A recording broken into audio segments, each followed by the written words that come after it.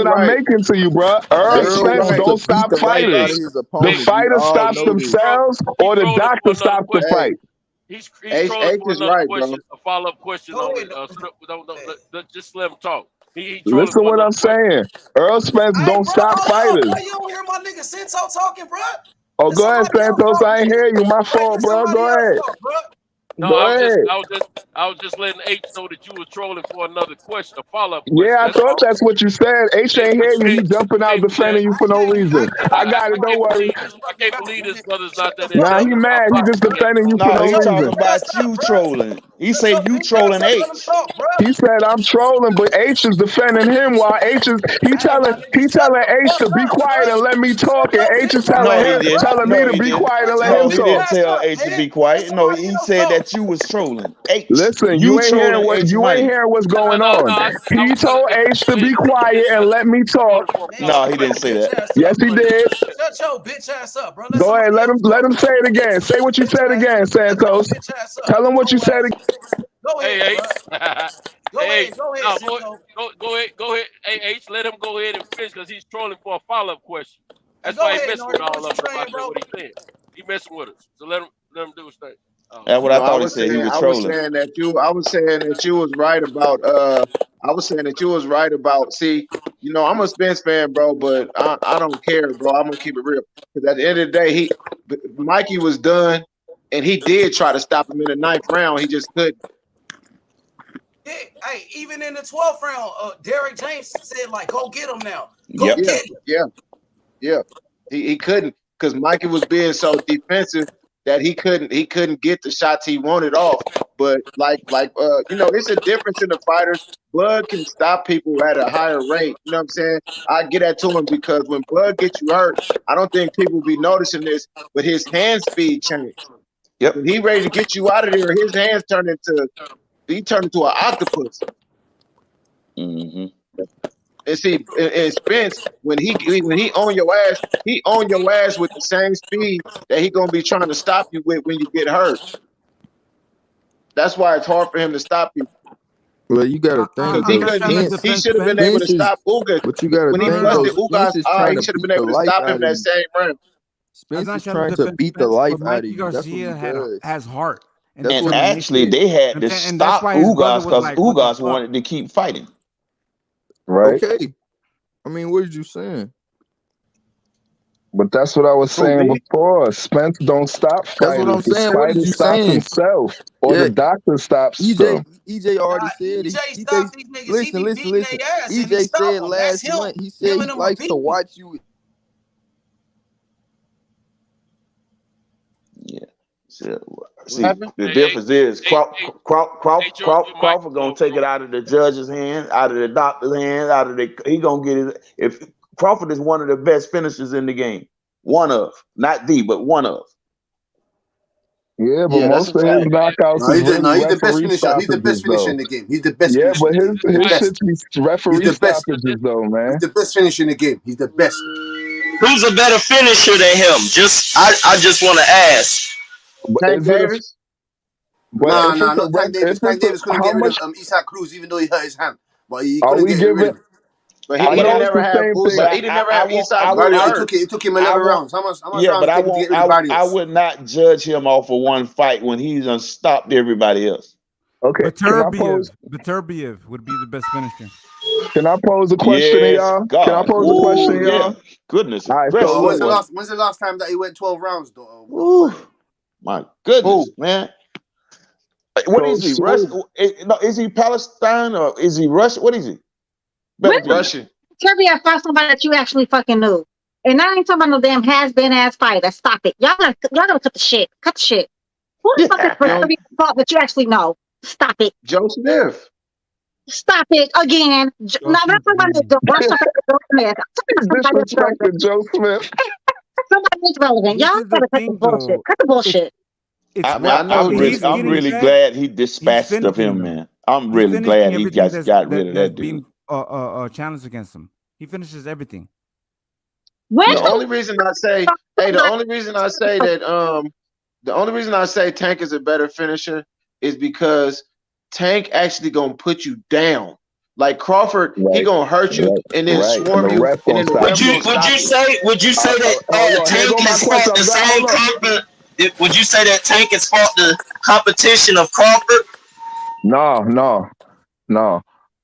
But here's my question. Since you said that about the ref stopping, right? It's all the same W in the W column. So we're not judging whether it's a better knockout or nothing like that. But well, no, I was saying that in relation to Tank being a better finisher. Right. I agree with you. Yeah, I agree with you with what you're saying. But here's my question to the whole panel, right? If a lot of Crawford's fights get stopped by the ref, right?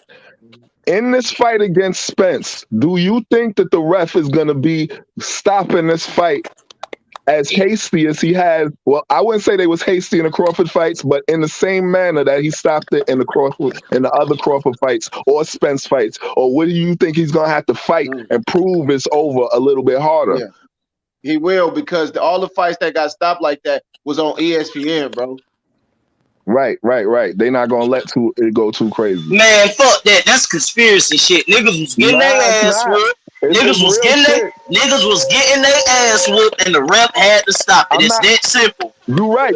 I'm not taking none of that away from Crawford. I'm not. I'm just saying this is a Super Bowl. It's a championship game. The refs is not throwing as many flags. The ref ain't about to. Yeah, exactly. The ref gonna let these motherfuckers fight. The ref fight for any promotion company. They're not this ref is they're with all promotion companies. This is ridiculous. This is like astronomical. I'm not taking nothing away from Crawford. I'm not taking nothing away from his wins with the TKOs and all that. I'm giving him all that. I'm just saying that in this fight, it's gonna be a little bit different. Like the same level of refereeing is gonna be different in this fight. That's a lot of questions. No. Hey, let me say to let me say. They work for the. Let me say. Good morning. Commission. Let me say good morning to all of y'all. I want to hopefully. I need to go get me some strength so I can level up to catch y'all tomorrow. I mean today, later on today. Hey, so peace and love to everybody on this panel. Y'all know I got love for y'all. Yeah. Peace and love, man. I appreciate conversating with y'all at all times, bro. Love y'all. Stay up, peace. Absolutely. Peace. Hey, Butch. Cassidy. He must be gone, Destiny. I was gonna get on his ass. That's all. Nah. He was the main one saying the fight ain't gonna happen. The referees, the same referees you see at a PBC fight or a Golden Boy fight, you'll see them at a top rank fight. Yeah, but the regulations for the fight is a little different depending on what. That's absolutely false. Absolutely false. No. This is they're by state. The state rules the rules are different by the states. The commission, the commissions are the ones that put forth the rules, and that goes by state to state. It has nothing to do with network. Copy that. You right about that. You right. Hey, let's smoke cook some. He just got on the panel. Smoke.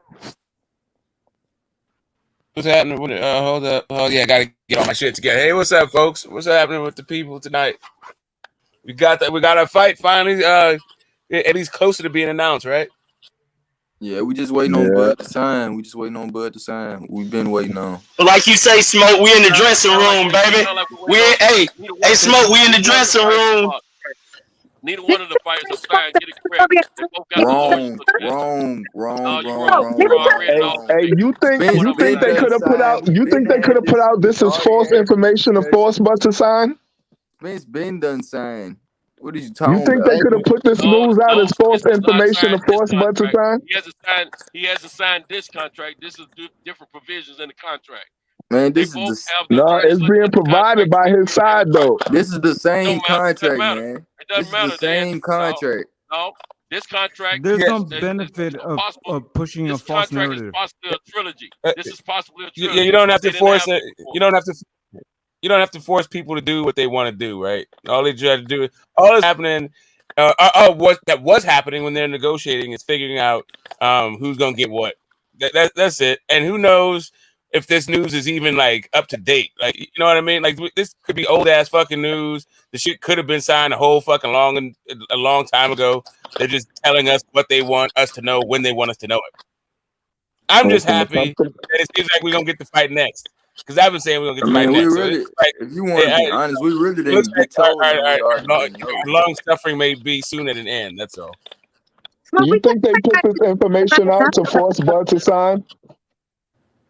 No, I don't think you need to force Bud to sign anything. Like Bud understands what the hell is going on. But if it's a bad deal, what we hearing is a really bad deal though. Like there's no question. It sounds like it's a terrible deal. Do you think what we're hearing is what Bud is hearing? If no announcement officially has been made, but something has been leaked, then that sounds fishy to me. I mean, it can be. Hey, listen, if you want to remain skeptical and all that stuff, yeah, go ahead. But to me, this is positive news in the right direction.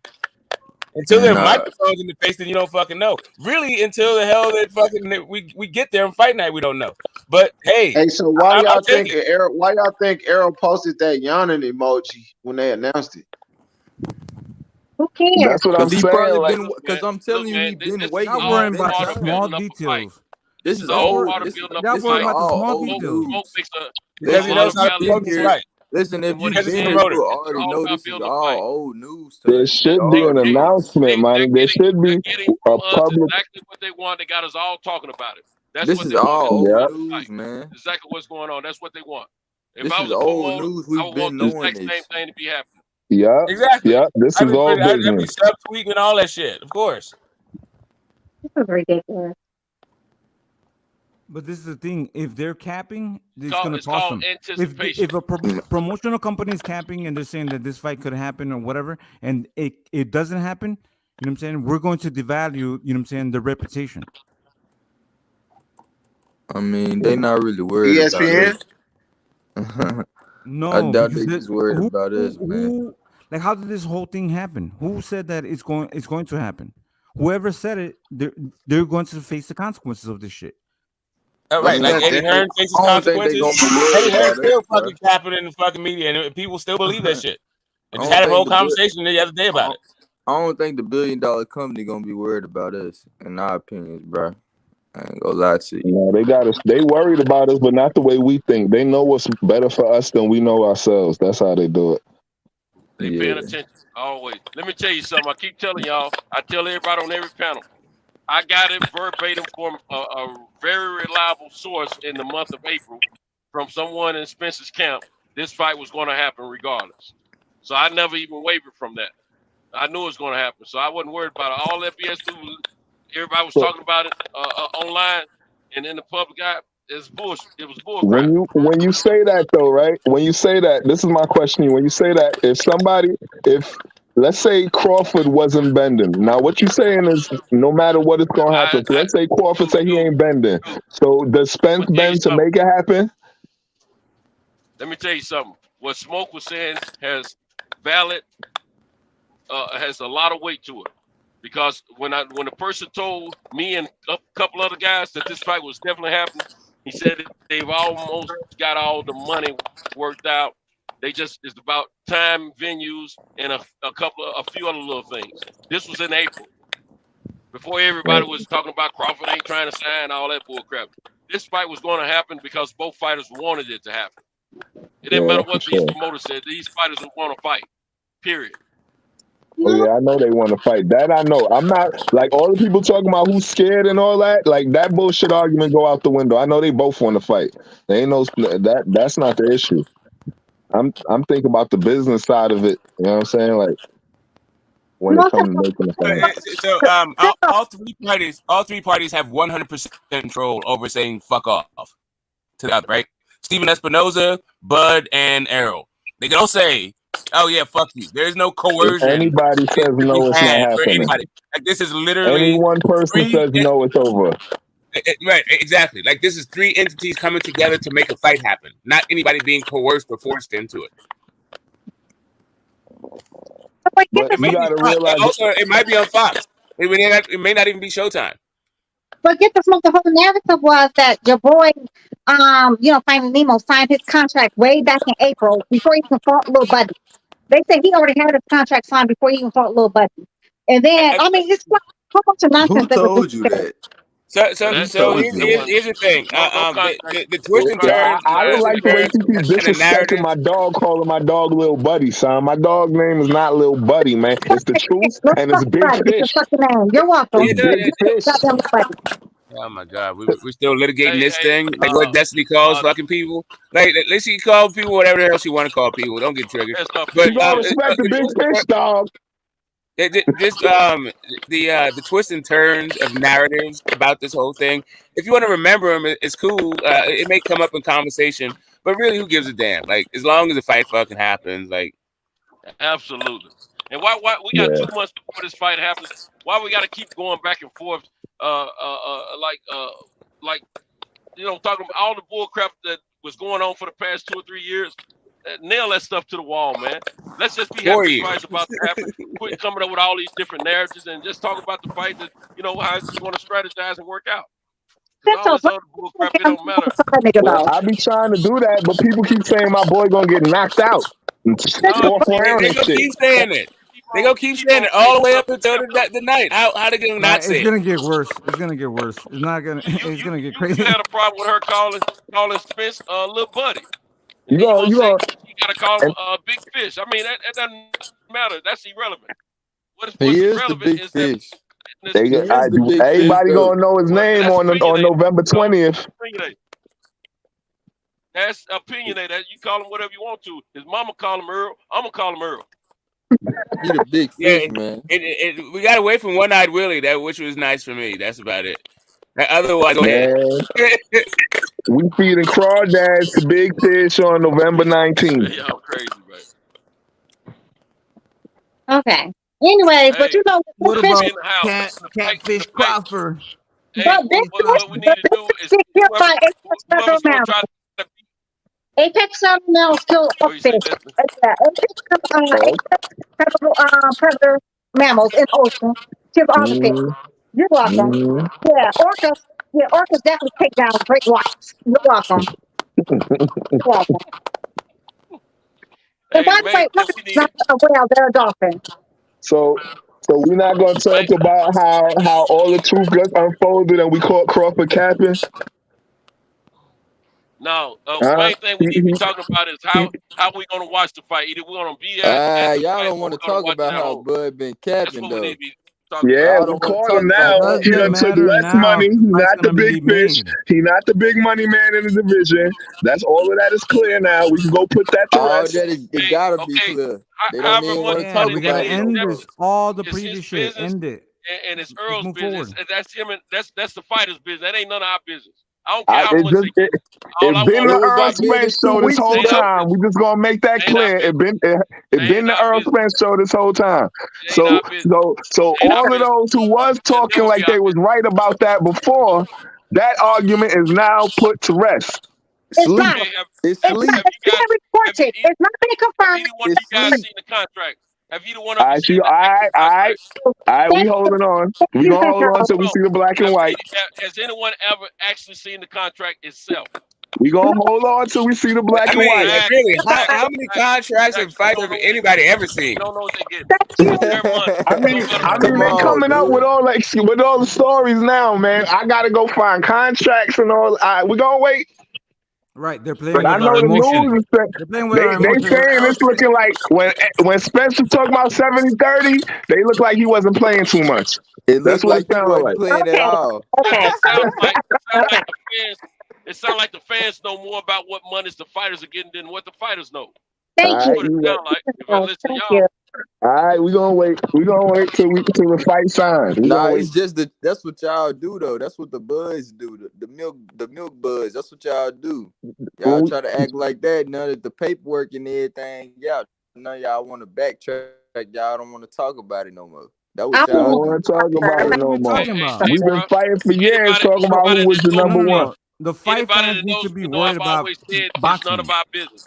I don't care if you're a Bud fan. It's none of I've our business. always said it's none of our business. I've been saying that for 3 years. It's none of our business what they're earning. Okay, it's our business to know what the price of the ticket is. That's it. Okay, all I care about is how much it's gonna cost me to see this fight. I ain't talking to you then. You said you been saying there wasn't nobody been. I ain't talking to you then. I'm just talking about everybody else who talking about Bud 50-50, all that. All that out the window. But you don't know what the hell the contract says. You know what? The contract says because they have lawyers. You know why they have lawyers? So they can get non-disclosure thinking. That's what happens with all the contracts. How many boxing contracts do you actually? So how do you know anybody? How do you know anybody's splits then? If that's what we gonna do. If that's what we gonna do, how do we know anybody? Hey, the splits is gonna be public. The splits is gonna be public. We might not know the exact dollar amounts. They might figure and switch that shit up. time. We don't really know the splits half the time. Okay, so how do we know any splits then, Destiny? We don't know the splits. We So all these splits is just all they gonna announce. They gonna announce who the A side of this fight is. Garon, they gonna announce that. We already know who the A side is. We've been knowing this for years. Yeah, but they write the contract ain't officially signed. The fight ain't officially announced. They can't. We could be wrong still. You got to give them the benefit of the doubt. No, I'm gonna tell you that's what they're gonna say. They're gonna say, it's been reported that so-called it's been reported. Nothing. She already setting us up. You see how she already setting it up? She already setting up the excuses. So the reports are false now? That's what they always. I'm not saying dumb shit. That's what they always say. So the reports are false. That's what they always say. It's been reported. We're gonna have to let this go sometime. Spence is the big man in this, man. He's a big fish. Reports are false now, Destiny. He's a little I don't know why you keep saying reports are wrong. Like reports can't be wrong. Like reports are often wrong. Listen, we ain't even had the reports yet. They already said, listen, you got to listen to the Bud people. Why do we need it? We don't care about that shit. This fucking all of a sudden, nobody don't care. Nobody cares. This has been the big.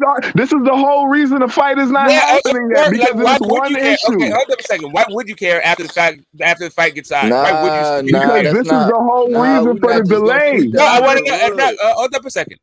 What makes you think that that's why the reason the fight's delayed?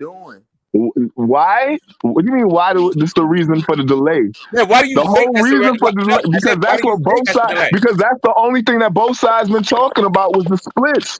No, neither side said anything about the split. Yes, they did. That was the whole argument, Smoke. That's what the whole argument is about. Is the split? Okay, that's yes from news articles, not from the guys.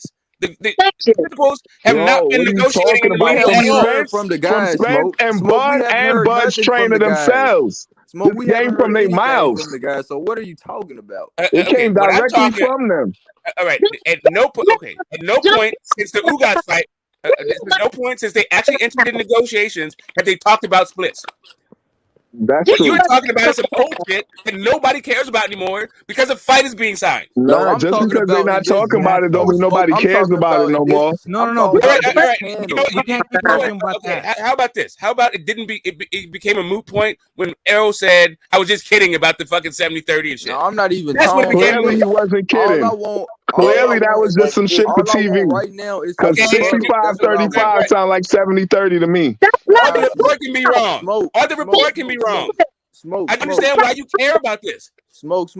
I don't care about none of that. All I want is some rebuttals for everybody in this panel who always said Bud is the big dog. All this, all that. That's it. That's all we want is some. All I want y'all showing me how it's gonna be after Terence get his eye socket knocked out. Y'all showing me how y'all gonna be acting. That's exactly how they gonna be acting, man. I don't know who the hell told you that Bud is the big dog and he's the A side. Everybody in the world. Smoke. Everybody said that. Smoke. Nobody said this. Okay. Since nobody said this. Like, listen, hold up. What Bud said at one point. No. We're gonna catch him right now. We're gonna catch him. Let him talk. At one point, when the whole 60-40 thing came out, Bud said, and this was years ago, that if 60-40 going anyway, I would be getting 60-40. That's about it. And that was, I don't even know why we need to relitigate that fucking dumb shit. All right, so since we're gonna leave it dead, then we all agree that Bud should not be A side or no 50-50 or nothing like that. We just gonna disagree on that. It doesn't matter. Who gives a shit about should? Bud should get whatever Bud fucking negotiates. Hold on. Hold up a second. It could be dead. We're gonna dead it right now. We're just gonna dead it. Which person on this panel has seen any of these guys' earnings? Thank you. How the fuck are we supposed to be talking about what they should be getting? Like, at what point do you like to?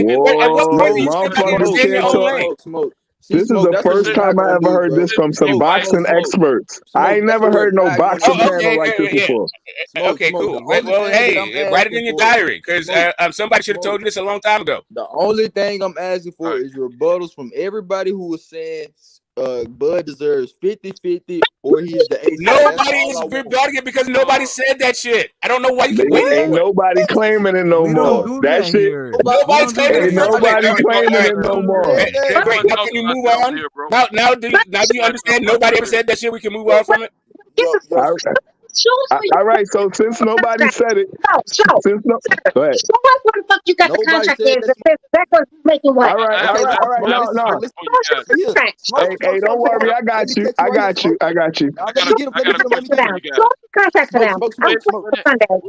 me get you right here. Let me ask these guys this question. When in the history of boxing has the percentages determined the outcome of the fight? You're right. That's not you're right, but that was a nice way to dance around the question. Now let me try to think. A real boxing fan don't Everybody care been telling the about question is fucking dead. You right again. You right again, but you still danced around the question. We don't see those fighters financial that's not at the end of the day. We don't see that financial. That's for the IRS and their family. See, that's what I'm saying. All we need to know is the price of the ticket or the price of the pay-per-view. Because it don't have no effect on the outcome of the fight. All I want to know is we gonna get the fight. Yes, it sounds like we're gonna get the fight. When the fight's gonna happen, where it's gonna happen, and that's it. So we don't have no memories. And you know, like, just so you understand this whole thing, 65-35. Central, that's all good, man. Just so you understand this thing. That's all good. 65-35. It can be the split on the back end, and Bud might be taking a smaller piece on the back end to get his guaranteed money up front. Yeah. You don't know what the hell is going on here. I don't know why we're going off of fucking reports like they're truth and then drawing conclusions. No, Smoke. The only thing, all right, that's not what's going on. Smoke, that's not what's going on. All I want is rebuttals from everybody saying Crawford is the A side. You keep saying that. Nobody said that. You keep saying it. You keep asking this shit for someone that nobody said. All right. Let's not argue. Let's not argue. Yo. No, let me get him. Let me catch him real quick. I got him in his own lot right here. So Smoke, you wasn't on this panel when they were saying Crawford 3-time division, 3-division champion, all that. He deserved the money. He A side. You weren't on here when they said that? But they said they deserve whatever he's asking for. Oh, and they said, okay, that's okay, that right. All right, hold on. Let me just ask a simple question. Three-time division champion. He deserves whatever he wants. He the A side in this fight. Spence only. They didn't say he's the A side. You added a whole bunch of shit. All I said is, all right. Let me ask a question. This is crazy. Let me ask a question. Do you think that he's the A side? Nobody ever said that Bud Crawford was the A side in this fucking fight. I'm just asking a clean question. I'm just asking a clean question. I know, and I'm just asking a clean question. Nobody thinks this, and nobody said it. Okay, so can you move on from everything? Okay, I'm just asking a clean question. I just can't get a clean answer. Fucking times you keep asking this shit. No matter how many times you keep spinning this question, nobody said the Bud was the A side. You dancing. I didn't ask who said nothing. I wasn't here. This is my first time being on y'all panel, so I wasn't here for the move on from the A side question. What is A side? Walking in the. I just want to know. My thing is, been able to ask them whatever they want. My thing is, I just want to know an honest answer from y'all. Do y'all think Bud is the A side or not? Nobody ever thought Bud was the A side. Why do you keep asking it? Yeah, like. So what you're saying is you don't think Bud is the A side? Nobody ever did, bro. So you think Spence is the A side? Everybody understands that, bro. All right, that's what I want to know. When has the B side been able to ask for what? I don't know if everybody understands that, but I'm glad you do.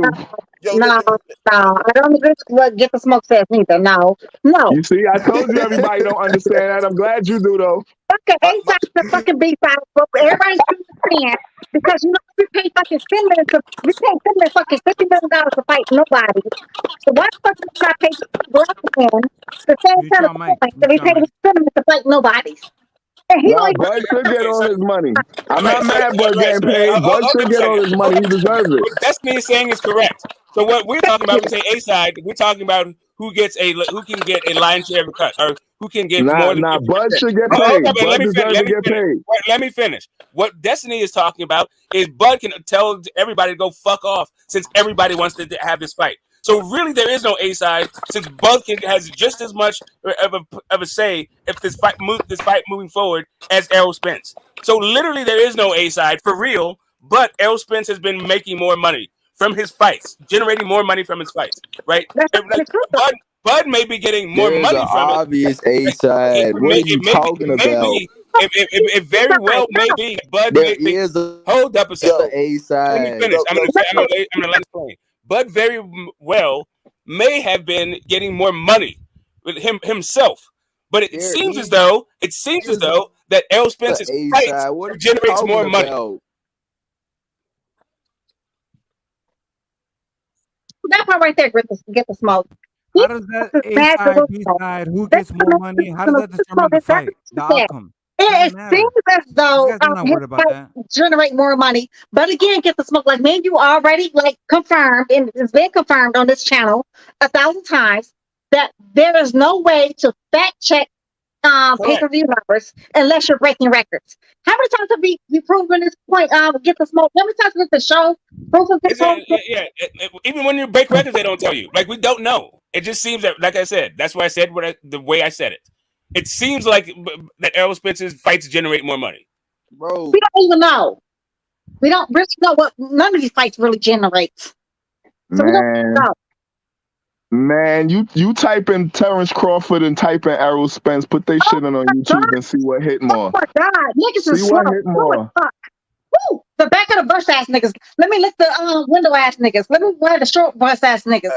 I like her. She's spicy. Wait, what's your sign? What's your sign? You spicy. You a whole fire sign. What's your sign? Oh my God. Hey, fam. My thing is this. Who cares about this A side shit, bro? We got the fight, and y'all niggas still talking about this A side, B side shit. Facts, exactly. Yeah, they're fixated on that shit. Hey, my thing is this. Do y'all niggas want the fight? Because at this point, it sounds like it sounds like to me, bro, that 80-20 shit wasn't no fucking joke. If this shit 65-35, and the fact that he took the shit, like, allegedly. That's not true, though, D-Young. Only for one person report this, I'm just I ain't like that. I ain't like that 80-20 shit. I thought that was some ducking shit. I ain't gonna lie. I ain't like that. I'm just going off what they talking about this. I don't know. We don't know the fucking splits. They got that shit from Blue Blood, man. Like, we don't know this shit. But if you're going about what y'all talking about, cool. He signed. Let's get this shit going. November 19th is no more talking. Like, no, I agree with you. I don't want to stick on the A side, B side either. But I just want to know that we could establish. Hey, Bucks Dollar, hold on one thing. I'm just trying to say it like this, bro. Like, damn, we've been going through this shit 5 fucking years. Oh, Spence holding up the fight. Oh, Bud holding up the fight because he want more money. Now that we got the particulars, everything is agreed on. Fuck this shit, man. The fight is here. So who cares who getting the more money about this shit? Who gives a fuck? They both getting paid. They career highs. Let's get this fight on, bro. So we just gonna throw out our 5 years of arguing? We not gonna? Nah, bro. Listen, hey, bro. I get what you're saying. Pretty much what he's saying is he just want to go on his revenge tour and he want an apology for motherfuckers who was saying bullshit. But we not the ones, bro. So you gotta come another day when you can holler at them niggas, bro. Understand me. The man understand me. All right. That's You've been saying the same shit. That's all I want to know. I'm just saying. Telling you, bro. Everybody been telling you. Nobody, you barking up the wrong tree with this shit. Like, if we've been fighting for 5 years, man. Like, I want to know that after this is over, when the fight is over, all y'all Bud fans or all us Spence fans got to come back to the table and lick our wounds. Okay, so here's the thing. So here's really the thing. So you can lick your wounds about a fight that actually happened. Trying to lick your wounds based on competing fucking media reports is dumb. All this is Mike Crawford just saying some shit. That doesn't mean it's true. How I'm gonna know the moral standards of the people I'm arguing with if I feel like y'all, but you said you wasn't the ones, you know what I'm saying? But if I feel like y'all on y'all side and y'all swore to something, and now that the proof is coming out, you backtracking and dancing, right? Then I'm gonna be like, damn. So when the fight happened and the nigga get knocked out, y'all gonna come with all type of excuses and shit. All right, so here's the thing, Bucks. You're making a determination that Mike Coppinger's report is proof. But it could just be evidence. It could be evidence that Mike Coppinger's full of shit, or it could be evidence that Mike Coppinger knows what the fuck he's talking about. But we don't know. You're determining that it's proof. I give you that, and that could be all bullshit. I just want to know, which is really my concern. It's not about this fucking A-side, B-side shit. I want to know when the fight is over, if niggas is coming in here and admitting whatever side they on, Spence or Crawford, if niggas is coming in here and facing the executioners. So let me say this, bro. It sounds you don't like understand it sounds and like respect this panel. it sounds like what you're looking for bro. is. Russell doesn't get to it. All people do is like, they can say they'll be here, but then you don't know until they get here, right? Yeah, I guess you're right too. Well, if Spence lose, I'm gonna make sure I come back because I had a big mouth in this motherfucker. Hey man, we got the fight for, you know what I mean? I'm just happy we got this shit, man. This shit for the culture, bro. Like, you know what I mean? We got 2 black facts. We needed this, bro. This is a 50-50 fight. Yeah, we got two black fighters, bro. You know what I mean? This shit for the culture, bro. Like, and for boxing too, man. This shit can revive boxing. Right? You know what Yeah, I mean? exactly. Like, fuck all this shit, bro. We've been arguing about the same dumbass shit for 5 years. A-side, B-side, it's here. It's here, bro. All right, so since you said we got 2 black fighters and we should celebrate that, I like that, right? But then there's a flip side, right? How y'all feel about Canelo saying the opposite? Here we go with the kumbaya shit. Here we go. Come on. I'm saying how you feel about Canelo saying the opposite shit about Mexican fighters. Mr. Show. Come on, Mr. Show. Come on, Mr. Show. This is not my page. I'm over here popping this shit up. I ain't even promote my shit.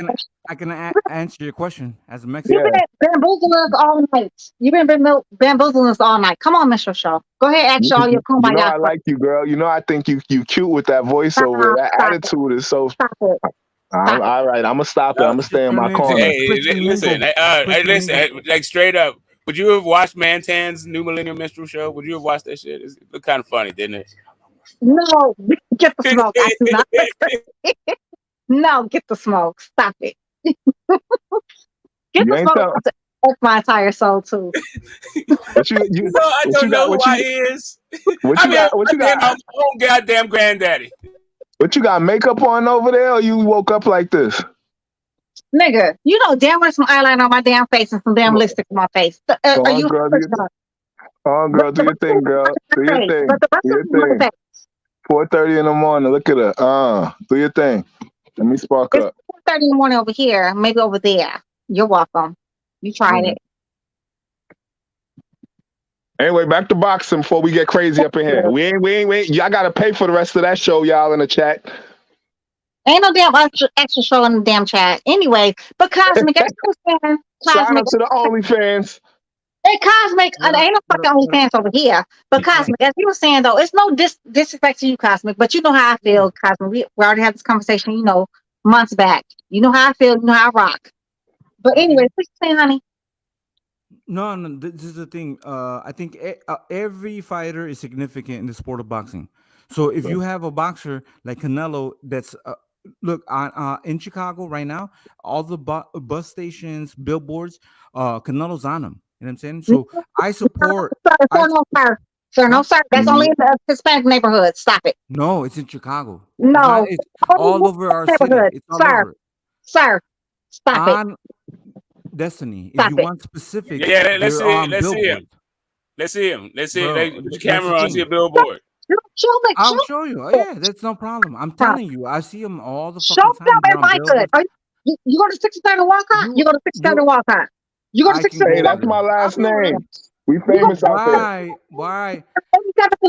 I know you're lying. Do you go to the I'm in 109th and Princeton. I know you're fucking lying. Stop What's it. What's the problem? This is the thing. I respect the cap. The cap is the problem. Can't come on. Tell me about. They don't like Canelo. Tell me about the Mexican shit, man. But this is what I'm telling you. It's all over the fucking city. Billboards in the that ain't got nothing to do. That ain't got nothing to do with the question, though, man. Skip to that part. She's gonna keep flaming on you every time you say that. It certainly is not over my city. But this is the thing. If Terence Crawford. Hold on. If I have I love boxing, so if I have a boxer, regardless of who he is, and I can see him, being advertised, and being a part of fucking social media, know what I'm saying, being relevant, like I'm going to support that guy. Right. That's very simple. Yeah, but Canelo said he don't want to fight Mexicans because he don't want to put Mexicans against Mexicans. But we as black people, the question is, we as black people, we celebrate two black fighters fighting each other. We happy to see that, right? Canelo said he don't want to fight Mexicans because he don't want to put two Mexicans against each other because he loves Mexico so much. So I want to know, and you said as a Mexican you want to speak, so that's good that you're a Mexican, so I want to hear what you're saying about that, because we celebrate when two black fighters fight. We just always like, yeah, that's great. But Canelo said, I don't disagree with that. I don't disagree with his point here. That's a whole country. You get me, fam? America's just not a bunch of black people, like just black people. Yeah. I just want to hear the point. Yeah, go ahead. I'm listening. Cassidy, cut the bullshit, Cassidy. Cut the fucking bullshit, because you know why? If we like America, I don't agree that crap. Yo, no, we do like two Americans. We're just talking hypothetical. It's not our opinion. Mrs. Black, I don't agree with that crap. What you said. Nah, we just talking hypothetical right now. We're not talking our opinions. This is just a theoretical question in the air. It's not nobody's opinion. I just want to know how niggas feel about that opinion. You know what I'm saying? Yeah, I don't agree with that bullshit what he said, but I understand where he's coming from as a you get me, as a countryman. Like, why do you think? I don't understand that shit. I don't get that shit. Like, imagine how many black. Kamal Usman don't fight. Hold on, bro. But this is what I'm saying. Think about, we never would have got fucking Leonard and fucking Hearns. We never would have got Hearns and fucking Hagler. We never would have got Hagler and fucking Leonard. We never would have got Tyson and like, bro, that shit ain't hold on, bro. That shit ain't fucking cool, bro. And as boxing fans, we gotta say something about that shit. We can't let that shit ride just because he's popular, because he's a cash cow. That's bullshit, bro. No, it's not That's that. bullshit. It's not that. That's not what it is, right? We as Americans, right? We don't understand that because we a melting pot. You understand? What Cassidy, what he's saying is, as an outsider to America, you coming into the American market, right? And so you always gonna represent your country. We as black people, we represent Americans. You know what I'm saying? I represent black people. White people in America represent the same shit. White people can't say what Canelo said. White people can't say what Canelo said either. That'd be racist. You know what I'm saying? Because they in America, they Americans. They can't say that either. But Mexicans are not Americans. You know what I'm saying? So like the Africans, like you said, I think as me being a boxer, I deserve an opinion. And my opinion is that's bullshit. So like if AJ said he's not fighting no more British fighters, you know what I'm saying? That wouldn't be a racist thing if AJ said he's not fighting no more British fighters. But let Bud Crawford be like, oh, I'm not fighting Spence because he's black like me. We were fucking grill him. This is the thing that Americans don't understand. No, here's the thing that Americans don't understand. Mexico is a fucking country, not a race, bruh. People gotta understand that. Just because I'm America, I can't say that I'm supporting black fighters and it has to be American. Like, what? You said you're not fighting no more Americans. That'd be the same thing. You said you're not fighting a black fighter. That's different than saying you're not fighting no more Americans. That's different. Canelo could still fight all the Puerto Ricans. He could still fight all the Guatemalans and Hondurans and Cubans. He's saying he's not fighting people that wave his same flag as him. Not people that got the same color as him. Nigga, we don't have a flag. That's the whole point I'm making, nigga. That's a whole different conversation. I ain't gonna argue with you there. Right, so amongst the Mexican fan base, right? I've looked at what the Mexican fan base has been saying, at least on the YTBC, right? And for the most of the Mexican fan base thinks that it's wrong, right? And you can see it in either they explicitly say it's wrong, or they try to make excuses about it and say black fighters don't fight each other. But really, nobody's fucking condoning that shit. They either try to make an excuse, try to throw other people under the bus behind the shit, or they just outright say that's some bullshit. But nobody's doing that shit for real. Yeah, and that's what I want to know from. That's what I want to know from y'all. What y'all think about it? You know what I'm saying? I'm not arguing on no side of it. I just know everybody's It's bullshit, bro. It's bullshit. But I don't get why. Oh, go ahead, Smoke. My fault. The Mexican fighters that want to fight Canelo don't agree with Canelo. So right. Canelo is saying is a whole lot of bull. Correct. So why you think he's bullshit. taking that stance? Why you think he's dodging Mexicans? Canelo's way. You got to understand, Canelo's not fighting Mexican fighters. He's not fighting certain black fighters as well. So it's his way He's trying to hold on to his legacy at the end. Yeah, he's doing a blanket duck. That's what he's doing. So keep it real. That's if your own is saying the opposite of what you're saying, you're ducking. But wait. Because they want him to have a real Mexican fight. They saying that he ain't had a real Mexican fight yet. Yeah. Zerto said like, listen, there's like I have to change countries to get that fight. Zerto's trying to become an American so he can fight Canelo. The only real fight he's had is Golovkin. That's it, man. He ain't had no real Mexican fight, man. He better get in that ring. He better get in that ring with the other Mexicans. He better get in that fucking ring with the other Mexicans. And fight Mexican style and get bloody. That's what they want to see. The Mexicans want to see him get bloody. There Chavez Jr. His first 50 fights or some shit like that, like 30 fights or whatever. Nah, they want to see Canelo get bloody like a Mexican do. Canelo fight too black for them. No. What the fuck? He do too much of that dodging and weaving and styling for them. They want to see him get in their head first and bang, nigga. That's what they want to see. Anyways, Robert Garcia said that he agrees with what Cinnamon's saying. He's saying like, oh yeah, they should fight like black fighters and white fighters. I forgot the terminology he used for them for us in the little Spanish language, whatever. But then turned around and said the likes of Benavidez and Zerto to fight each other. Two Mexicans should fight each other, but he's saying he agreed with Cinnamon, but he's saying two Mexicans should fight each other. Zerto and Hey, Mrs. Black, ain't you Latin? Hey, Mrs. Black, ain't you Latin, fam? Can't you speak Spanish? What? Ain't you Latin? No, nigga, I'm black. Oh. Damn, Butch. Hey, salute to the panel. Mexico is a country, not a race. Like the country of Mexico has a bunch of different races within it. Right. It's just a bunch of people that speak a language, man, that have a culture shared. That's it. They wave a flag together. Latino people are called in crisis. They're called in crisis. Yeah, but there's Latinos of all different cultures. All Latinos ain't Mexican. He only talking about Mexicans. That's the ethnic group. And all Mexicans are not one race. Like Mexicans are not an ethnic group. Mexico is a country. Mexicans are people of a country, just like Americans. A nationality. Oh no, like United States. In America, it is an ethnic group. Though. In America, it's an ethnic group and in America, it's part of an ethnic group. In America, it's Latina and it's part of an ethnic group. No, America has three countries in it. Latino is the ethnic group. But I'm saying in America, right? Mexican is still a nationality in America, bro. It is a nationality. I agree with you. All I'm saying is we have things like Cholo.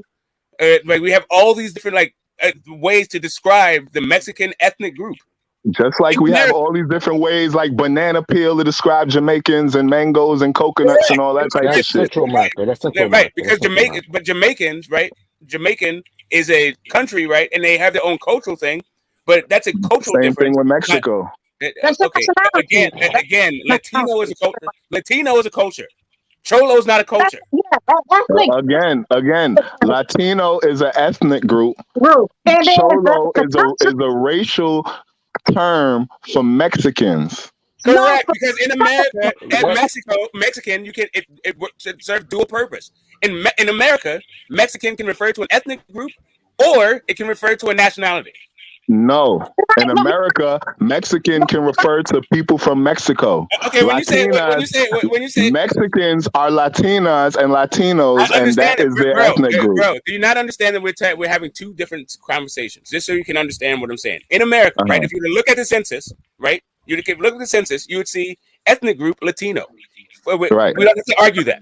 What we're now talking about is whether or not Mexico can actually do another duty, right? Latino is an ethnic group, but in America, the way that we talk about Mexicans, it's not just as a nationality; it's also as its own separate ethnic group.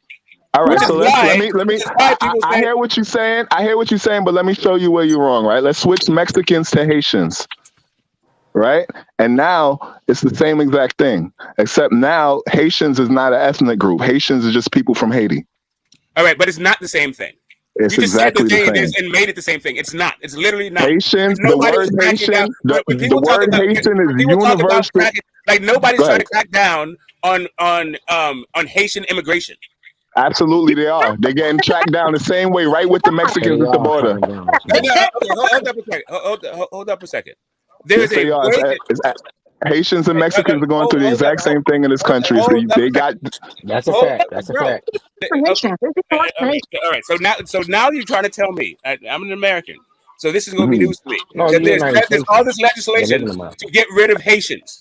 Everything you hear about Mexicans, everything that you hear about Mexicans, I'm just going to answer your question. Everything that you hear about Mexicans is happening to Haitians, but because it's black people, you're not hearing about it. Okay,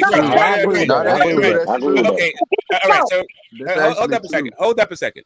That's absolutely not what's happening. No, that's literally, bro. The worst part about it is the worst part about it is let me tell you what's worse with Haitians. Let me tell you what's worse with Haitians. Why don't you stop? Go ahead. I'm sorry. You're right. Go ahead. All right, great. What we are looking at when it comes to like this whole idea of like crisis at the border is not fucking about Haiti. Building a wall is not about fucking Haiti. Like literally, this thing is the weirdest conversation I've had. But let me explain to you why it's not about Haiti. It's not about Haiti. Let me finish. Go ahead. Let him go. If you get around the idea about and listen, I'm not trying to offend anybody. This is just the name of the operation, right? It was called Operation. I'm not even gonna say the word WB. You know what that fucking is. That was about deporting millions of Mexicans. And some of them were Mexicans, weren't even from the country Mexico. Like they were literally Americans, and they got deported anyway because they were part of an ethnic group, not because they were part of a nationality. You can't get deported because you're part of an ethnic group. You see, your country comes Again, do you realize that God didn't fucking make any of these categories? These are all from societies and the way that we treat. You're changing the argument. Hold up a second. What I'm telling you is the way that we treat Mexicans in America, they treat them like their own separate ethnic group, not just their own nationality. We treat Haitians the exact same way in America. But we don't, though. Yes, we do. Even as black people, we treat Haitians like their own. Even as black people, we treat Haitians as their own ethnic group. Even as black people. I'm talking about a country, not black people. Wait. Like if we're gonna get some resolution, you got to stop moving the goalposts all around. Spanish people treat Mexicans the way black people treat Haitians. America treats Mexicans the way America treats Haitians. Everybody treats Haitians and Mexicans the same, bruh. Everybody. So you tell me. You tell me when was there a massive roundup of Haitians and a mass deportation? Right now, they just had video of them on horseback. They just had video of them on horseback. It's happening right now. It's happening right They're now. trying to cross the border. Right now. They trying to cross the border. They couldn't. There's two separate things that are happening. First off, there's a bunch of Haitian refugees that came in because of a fucking earthquake, and they're trying to get those people out. That is not a concentrated campaign to reduce the number of Haitians and to keep the number of Haitians low. Listen, you're talking to people that are really from these places, bro. Right, and I'm talking about and I'm really from this place. All right, so these people are from both places. These people are telling you what's happening because they're from both sides of the water. That's why I'm not phased about the dumb shit you're saying to me, because I understand what the Haitian issue is about. The Haitian issue is about a bunch of people who are in the country as refugees, and they want to stay now. So now people want those people to go. What do you think? So who the people? Hold on. So who the people they rounding up now on horseback? The people who've been here already? They rounding up the people that they rounding up on horseback are the people who've been here already? How are you gonna round up people who aren't here? Yo, let me speak. Wait, get the smoke of the other sir. Y'all let me speak. So get the smoke. Mind you, you know I was in the military, right? Yes. So I was in the military, right? So you know the borders is not just mean Mexico, right? Or Canada. Also means Florida. It also means all of the coast. It means the coast. That's a background That's the sound. connection messed up. I understand. I understand that we have a tier of desirability when it comes to our immigration, right? And Haiti is not on the desirable list when it comes to fucking immigration. But neither are the fucking Dominicans, and neither are Cubans, and all this other shit. But you know We what? talking about priority evictions. We talking about priority deportation list. Bag, you got some feedback on your mic, Bag. Go on mute, Bag. Your shit fucked up. Come back in, Bag. Come back in. Right. So if I could finish, I wasn't done. When you talk about Dominican, if you talk about Dominican and Puerto Rico and Cuba, you can talk about Latino immigration, right? None of that is like Haiti and Mexico. None of that is like Haiti and Mexico. Hold up a second. OG Smoke. Hey, OG Smoke. Can I finish? Hey, OG Smoke. my thing? Hey, OG I'm Smoke. trying to land this plane. It's like arguing about a point. I haven't even done making. Hey, OG Smoke. Let the lady go first, man. Let the lady go. Okay, go ahead. Let me finish, Smoke. So you're talking about Haiti, right? I was in the military, right? I'm trying to tell you. Yes, there is a real whole ban against Haitians coming in, flux of Haitians coming in through America. You want to talk about the whole the earthquake thing? I was actually duty when the earthquake thing happened, right? One of my soldiers, her name is Aristide. Her last name was Aristide. She lost her whole family over there in goddamn Haiti, right?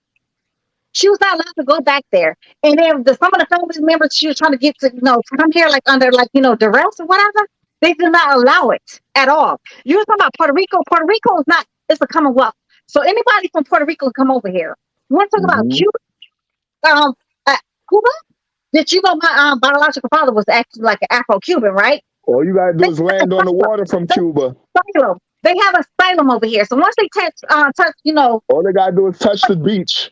Yeah. So how are you not a bit of Latin? So how are you not Latino? All they gotta do is touch the beach. They safe. They escaping their country. All they gotta do is touch the beach. Yeah, they're How are you considered not Latin then, refugees. Mrs. Black? Cubans are considered refugees. Everybody else is an immigrant. Right. Again, I'm not trying to. Right. Hold up a second. We can talk about the different fucking policies from the different countries, but that is a different. For now, we're off the subject of whether or not Mexicans are treated like their own separate ethnic group in America. They're not.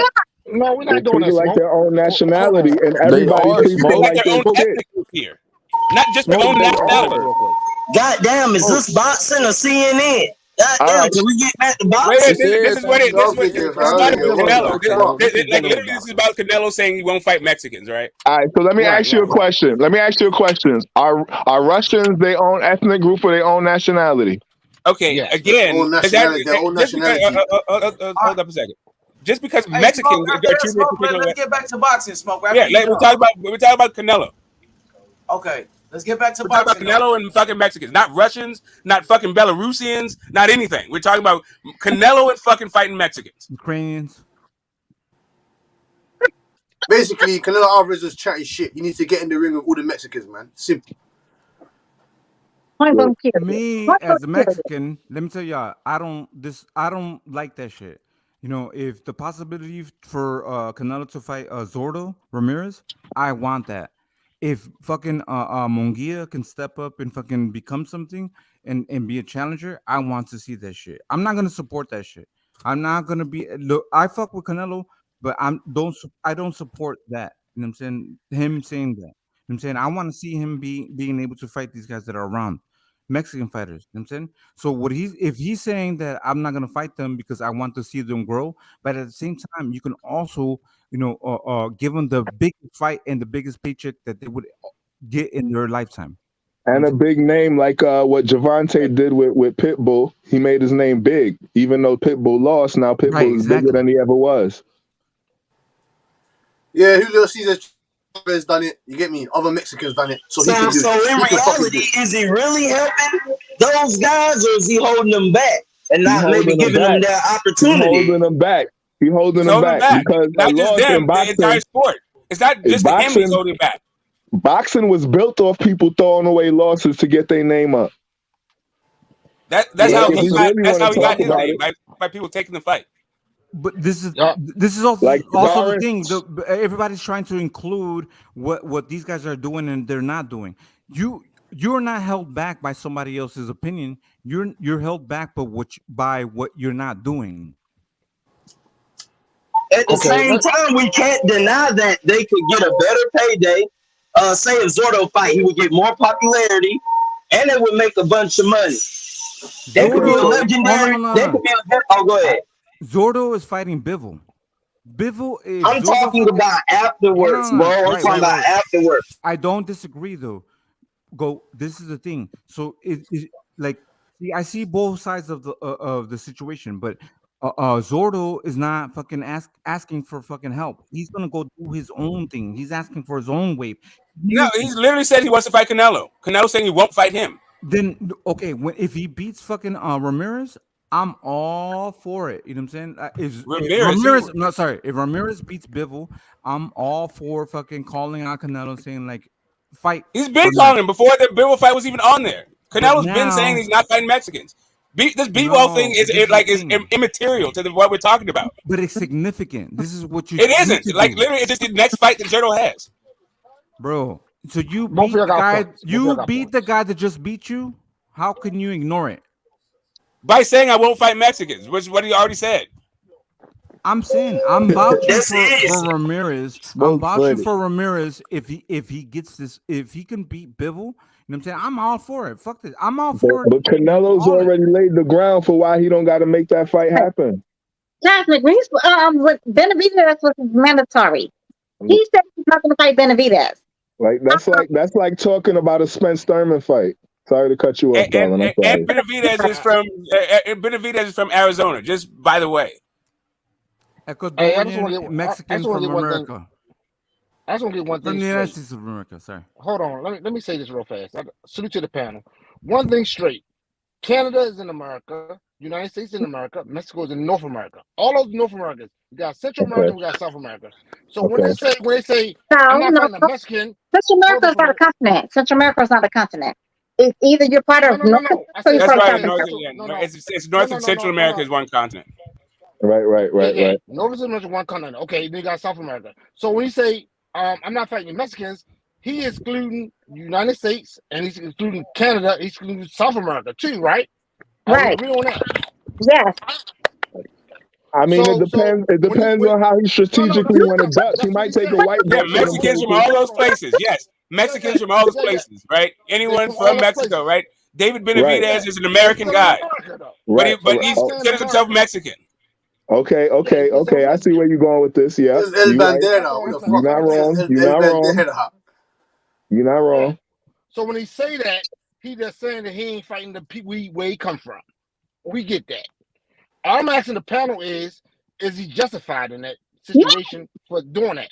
No. Yeah, that's what we've been doing. That's what we've been talking about. Nobody's co-signing. My opinion is no. It's bullshit, fam. Julio Cesar Chavez Julio Cesar Chavez did it, so he needs to fucking do it. Yeah. All right. What if we didn't think he was ducking? What if we thought he genuinely felt like he wanted to support these fighters and he didn't want to see his countrymen fight again? He wanted to try something new. Then we'd be on some bullshit. That's some bullshit. What if he lined up Charlo next? What if he said this? Hold on. Let me just finish this one question. Let me just finish the question. It's a question. I'm not talking. It's just a question. What if he said this? He made this statement, and then he said, "My next fight is going to be against Charlo." Well, then he fighting a fucking countryman. That's because he's American. He's Mexican American fighting another American. And guess what? He's still gonna, right. It's still gonna be the fact that should take that that's the guy. Like right after Charlo, that Mexican's still gonna fucking be there, right? Right. Yeah. The guy Zordo is going to be doing his thing. You know what I'm saying? You know, I hope Munguia could do it. But who was that? There's no circumstances. There's no circumstances where we giving a man a pass for saying I'm not gonna fight my own countrymen. I agree with whether it's a countryman or an ethnic group. I give him a pass. Regardless of how the fuck it is, like you might get away with it being your like literally at this point, the only time it's gotten away from it is if it's your actually own family member. You can get away with, and maybe your own stablemate, but even your own stablemate, Spinks and fucking Larry Holmes fought each other. Like nowadays, that's what they make stablemates for. I don't think so though, not necessarily. I think sometimes people start off a different weight class for. I mean, Yeah, they like Lauren and Charlo never fought. Nobody's really calling them ducks. Like, they're stablemates. They like each other, whatever. They give them a pass. I got a question for the panel real quick. Friendship don't work. So and like that same countryman shit, that certainly doesn't fucking work. I know this is not boxing. I know it's UFC. I know it's not boxing. Same ethnic group doesn't work. Same race doesn't work. Like none of that shit works. The Africans did that in UFC though. I want to ask y'all a question. That's why The I asked Africans in before. UFC did that. I just say they don't want to fight. UFC is ass. Hold on. I just want to ask y'all a question. Do anybody think that Bud got some ring rust? Because when the last time he fought? No, Bud's not really a rhythm fighter, so no. But like your ring rust is more for like rhythm guys, and he's been at it for too long. He's like, you put on the block up the fucking however long and just fuck you up. You know why Bud don't got no rust? Bud don't got no rust because he practiced with Shakur Stevenson and them, and them niggas don't hit hard. They ain't gonna give him none of that grit type shit, but they gonna keep that speed up with him.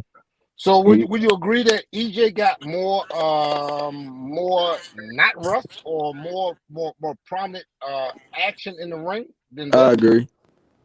Okay, that's all I want to know. I don't know if that's going. I don't know if that matters though right, on this one. It might matter. No, it doesn't matter. It might matter because it might both matter. of these guys. Hey, Crawford's a fucking dog, man. It don't matter. It doesn't matter. Both of these guys are in the gym. It doesn't matter. Crawford is a dog. It does matter. Because here's the thing. Here's the thing. You talking about actual fights. You talking about actual fights. You're not talking about what. Yeah, he's not talking about what they doing behind the scenes. And an actual fight is an hour of your time. Yeah, you heavy training. Yeah, you know what I mean, a little bit more intense than regular, but it's really just like an hour of your time. So you saying EJ got more intense fights in the last year than Bud? That's what you're saying. Yeah, but at the same time, I look at it like but EJ got more practice in the background and the sparring and all that. EJ got more practice with hard hitting, heavy hitting, and Bud got more practice with speed and agility and reflexes. That's not facts. That's based on a team. That's not based on nobody's facts. That's not a fact. It's not facts. It's no facts. I'm just doing based on what I could see.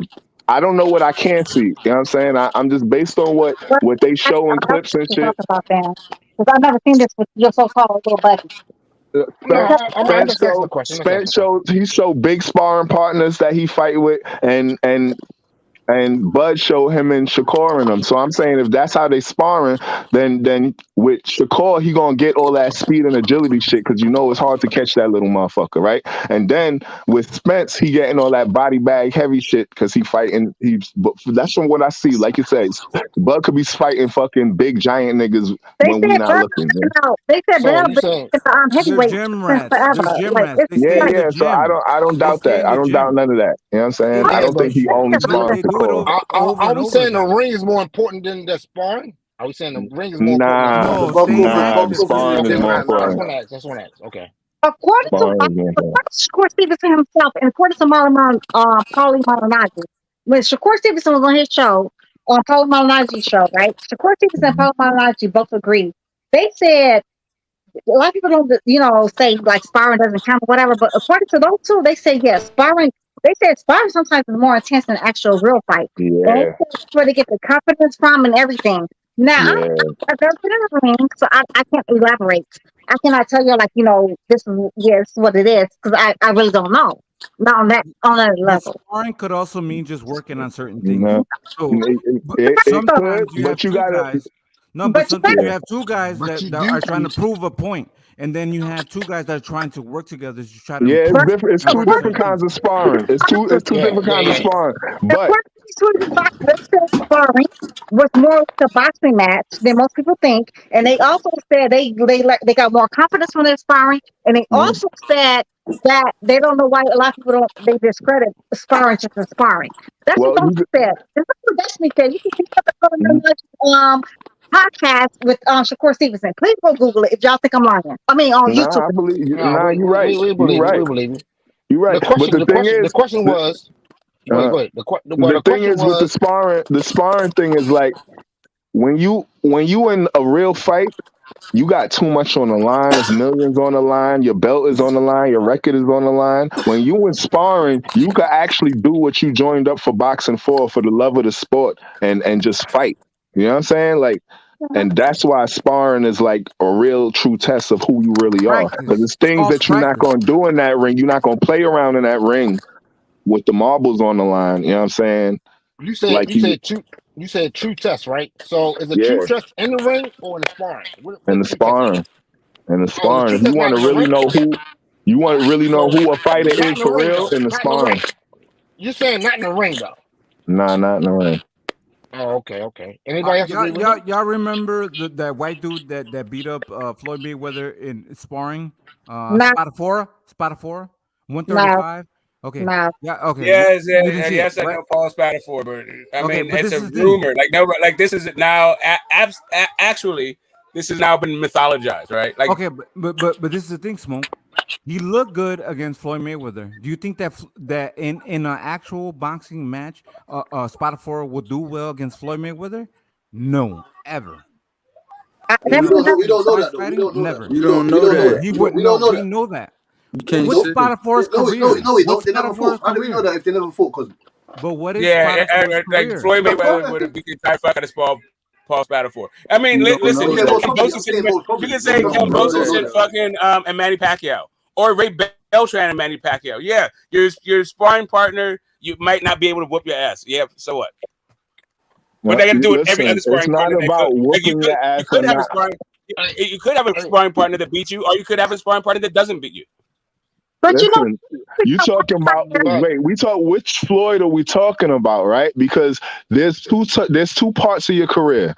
There's the part when you coming up and you get sparring partners to kind of to keep you like practice, like you always sparring in the gym. You going to the gym, you sparring with niggas, you banging out, you working on shit. And then there's when you get to the second part of your career where you settled, and now you got sparring partners coming in just for your fights. Like, okay, I got a fight coming up. Yeah, I'm gonna work there on is this. no I'm gonna version. work on that.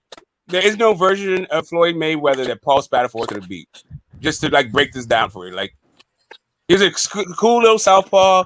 He was all right. He had an okay career. Like he wasn't bad, but he didn't have the talent. He didn't have the speed. He didn't have the output. He didn't have the punching power. Like literally, like nothing. Like Paul Spadafore had nothing for fucking Floyd.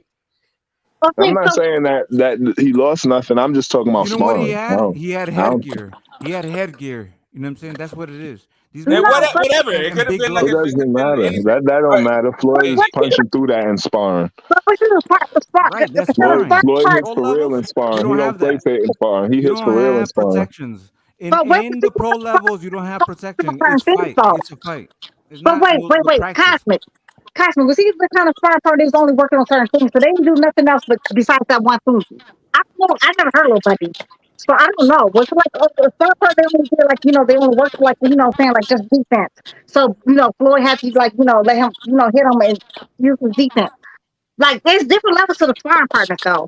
But for what Okay, the boy that's what we're saying, Destiny. You're basically saying the same thing, right? Okay. You can have success in sparring, but doesn't mean that it's going to transition into actually in a pro fight. But not what they was, but not those two were saying though. Not those two were saying. They were saying like, full on sparring. Like it's no like, just working on this one thingy. It's like full on sparring. That's what those two were saying. And you never know it. Like when you see footage from a sparring session, you don't know what is going on in that session. So you could see somebody picking somebody else up, but a guy could just be working on defense and not throwing back, right? So in that footage, you're just looking at a guy that looks seemingly getting pieced up. But that's a different thing than if you're not working on something and you're just having a full on an open spar. You can't tell that from a footage though. Right. Tell you unless You got to get that. You got to get that from the legend, but people got to be honest with the legends. You know what I'm saying? So Smoke, do you see Errol Spence taking advantage of Bud Crawford with the power as opposed to the speed? Taking advantage? No. Okay, listen. There is no like neither one of these guys have so much room for error that they can like. Yeah, like it's gonna be even until it goes bad really fast. Let Smoke go, please. He's gonna need his speed. He's gonna need his speed and his power if he's gonna beat Bud. Go ahead. Okay, go ahead, my friend. Go ahead. No, I was just saying quick that it was just gonna be even until it goes bad really fast for whoever it goes bad for really fast. So who got the advantage? Like for me, Spence has Buck. the advantage. Terence Buck Crawford. Terence Buck Crawford for the fuck. I mean, it's like 6-on-1. I don't know. It's like the 6-on-1, right? Like if you're a precise power puncher, me and my boy, we Spencing it. What you talking about? We in here. If you're precise, let's go. if you're a precise power puncher, right? A precise counter puncher with power, then you're never really out of it, right? But if you're a guy that gets stronger in fights and you have an attack that makes your opponent gets weaker in fights, then the advantage. To me, there is no advantage for Spence until it's late. He might have the advantage late rounds, but maybe not. May not even get to late rounds. I'm with you there. I'm with you there. I'm with you there, but I say it different. I say Bud gotta knock Spence out early or in the else. fifth round. The fifth round. Or else. You gotta I think it's become diminishing. Now you could say Bud is gonna knock Spence out early. I say Bud gotta knock Spence out He early. has to. He gotta knock him out before he loses. The question becomes when does your body attack? When does a body attack? When does a body attack take the opponent's strength away? Like I think that Bud probably has knockout power all the way up to the 9th, 10th round. He might not be as and I feel like that's fairly late in the fight. What's Spence gonna do when that body work don't work? What's he gonna do? What adjustments is he gonna make? Everybody's human, dog. You not taking 100 punches to your stomach, dog. I don't give a fuck who you are. 100 punches. He's not gonna be there to take 100 punches. So what? Your body doesn't go anywhere. Your body doesn't go anywhere. Yeah, it does. Always work. He's getting the body work. There's no way around that. He's getting that. Your legs don't go anywhere either. Yeah, you could say Crawford could dodge all of them wild punches to the head. All right, but he getting that body work, dog. There's no he getting that. Yeah, that body ain't going anywhere. Body work. Yeah, but then once he's getting that body work, he's gonna leave his face wide open. Errol Spence is gonna leave his face wide open. He always is. He always is. Crawford gonna have to show me something different because he always is open for them face shots. So Crawford gonna have to show me something different. He gonna have to show me he can knock him out. I can't agree with him. I can't agree with him. Yeah, I don't think there's an advantage. For me, there's not an advantage there. Like the advantage for Spence is his work rate, and the advantage for Bud is his accurate fucking counter punching. IQ level. I agree with you, Smoke. I give another advantage. Hold on, I'll give another advantage. And his athleticism. Hold on. My advantage for EJ is he gonna swell up way more farther than Bud, which means he can take more punishment. So really, what we're talking about is who can take more punishment to get to the finish line. And that's Errol Spence all day is gonna be able to take more punishment. Why is that? Why did you say that? That's not true. Because we already know that Errol Spence got a better chin than Bud. No, we don't already know. That's what I'm saying. What are you talking about? We already know. Because the niggas that fucking all them little niggas knocked out gave Bud the spaghetti legs. What? Never seen Gamboa. Gamboa. No. Gamboa. That's the nigga that them little niggas be knocking out. Wow. No, Gamboa was undefeated when Bud beat him. Yeah, he was spaghetti legs. That's a good point. Yes, he was. Gamboa got knocked out in his last 4 fights. By little niggas. By little niggas. That's a fact. That's a fact, though. That's a fact. What weight was that? What weight was it fighting? Man, he was fighting Devin Haney and them niggas, man. He was fighting Devin Haney. He was fighting Devin Haney and he was fighting Tank. He was fighting Devin Haney and Tank. That's like 130. And what weight was they fighting that box, Nolo? Devin Haney and Tank fight at 130, 135, my nigga. Like, they come on, bro. What Gamboa and Terence Crawford? When Bud fought Gamboa, he fought him at 145. Gamboa was undefeated. And at the time, Gamboa was top 10 pound-for-pound fighter, right?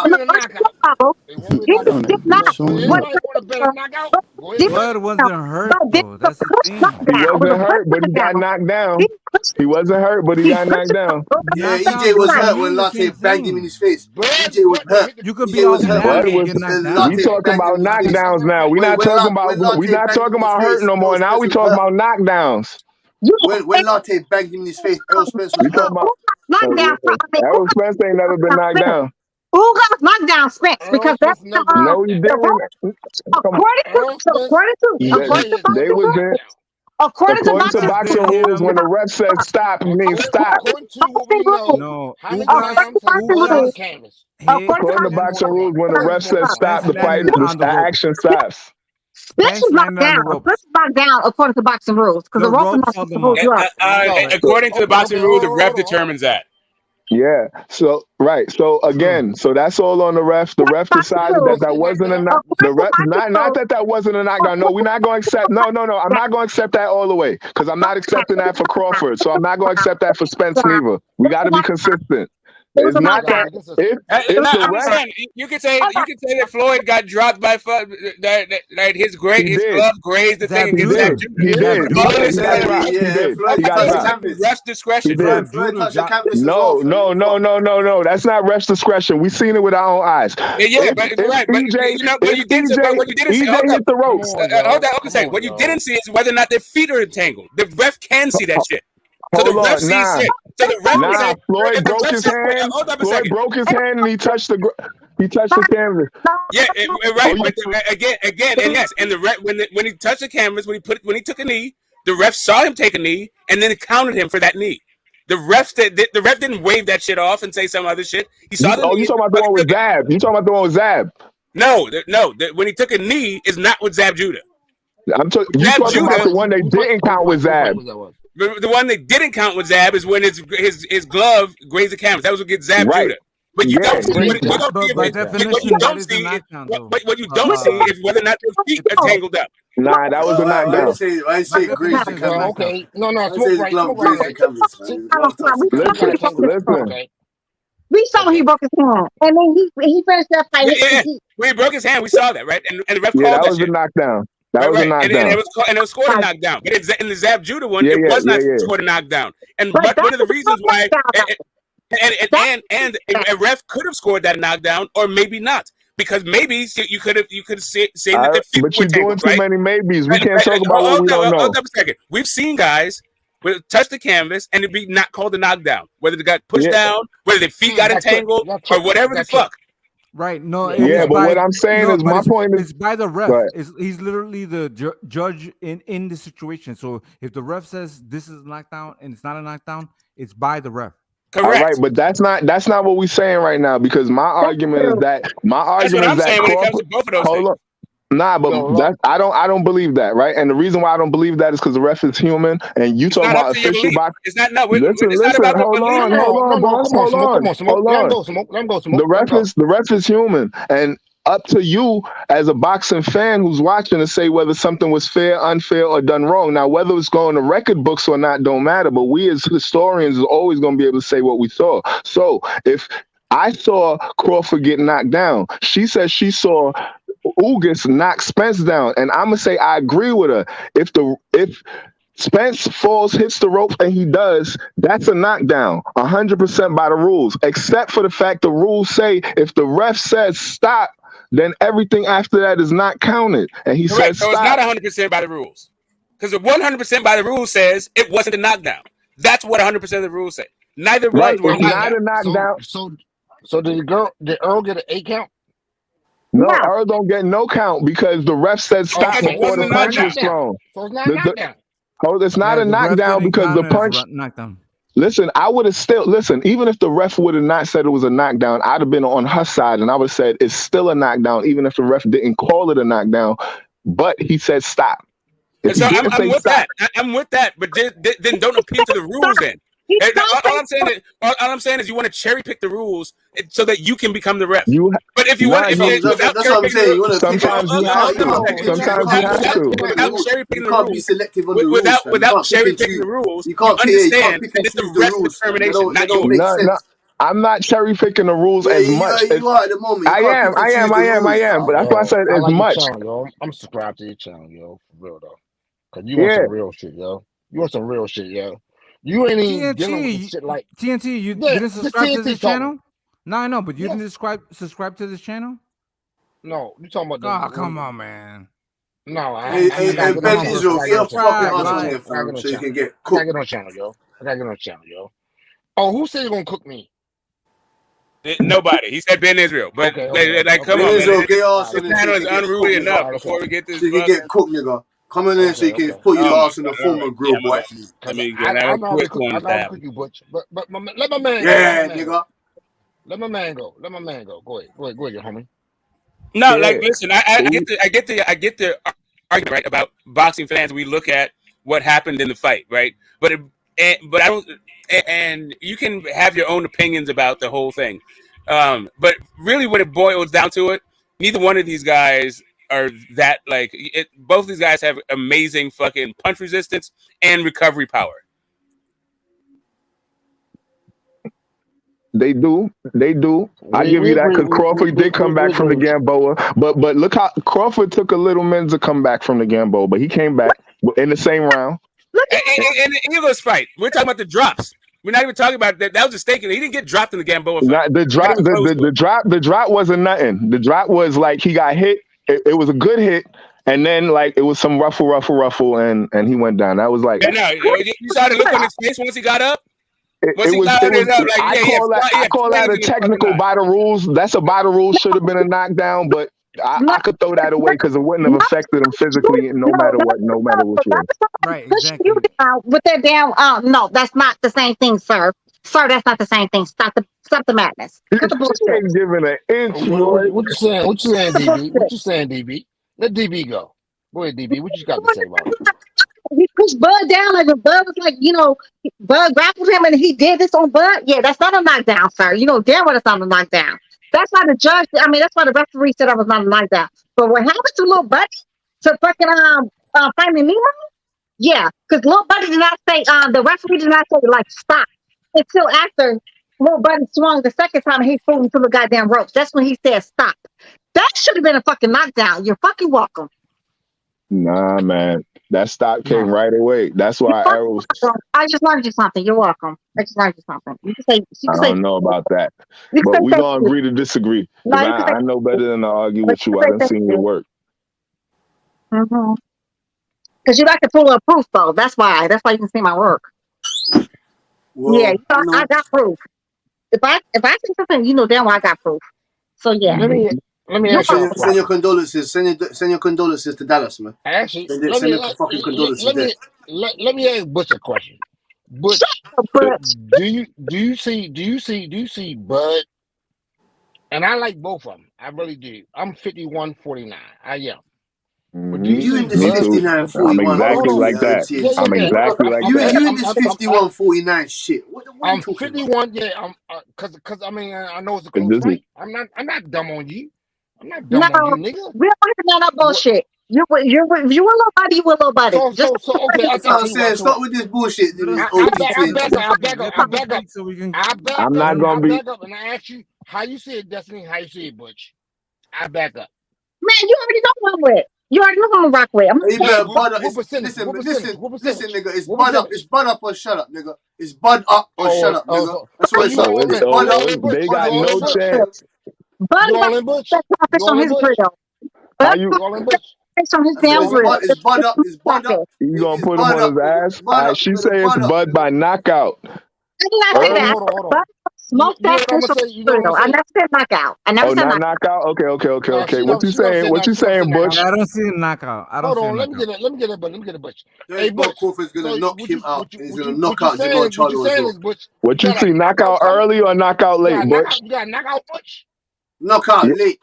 I'll give Errol Spence 10 rounds. 10 rounds. 10. You give Errol Spence 10 rounds? And he laying down. And he laying on his face. Laying on the canvas with Terence Crawford with all the belts around his waist again. All the belts around his waist again. We have never seen one of them laid on that. Them belts. This is what I'm saying. Like they going for a tall order, bro. Almost 8 months now. They talking about beating the little engine that could, nigga. You crazy? That nigga just Get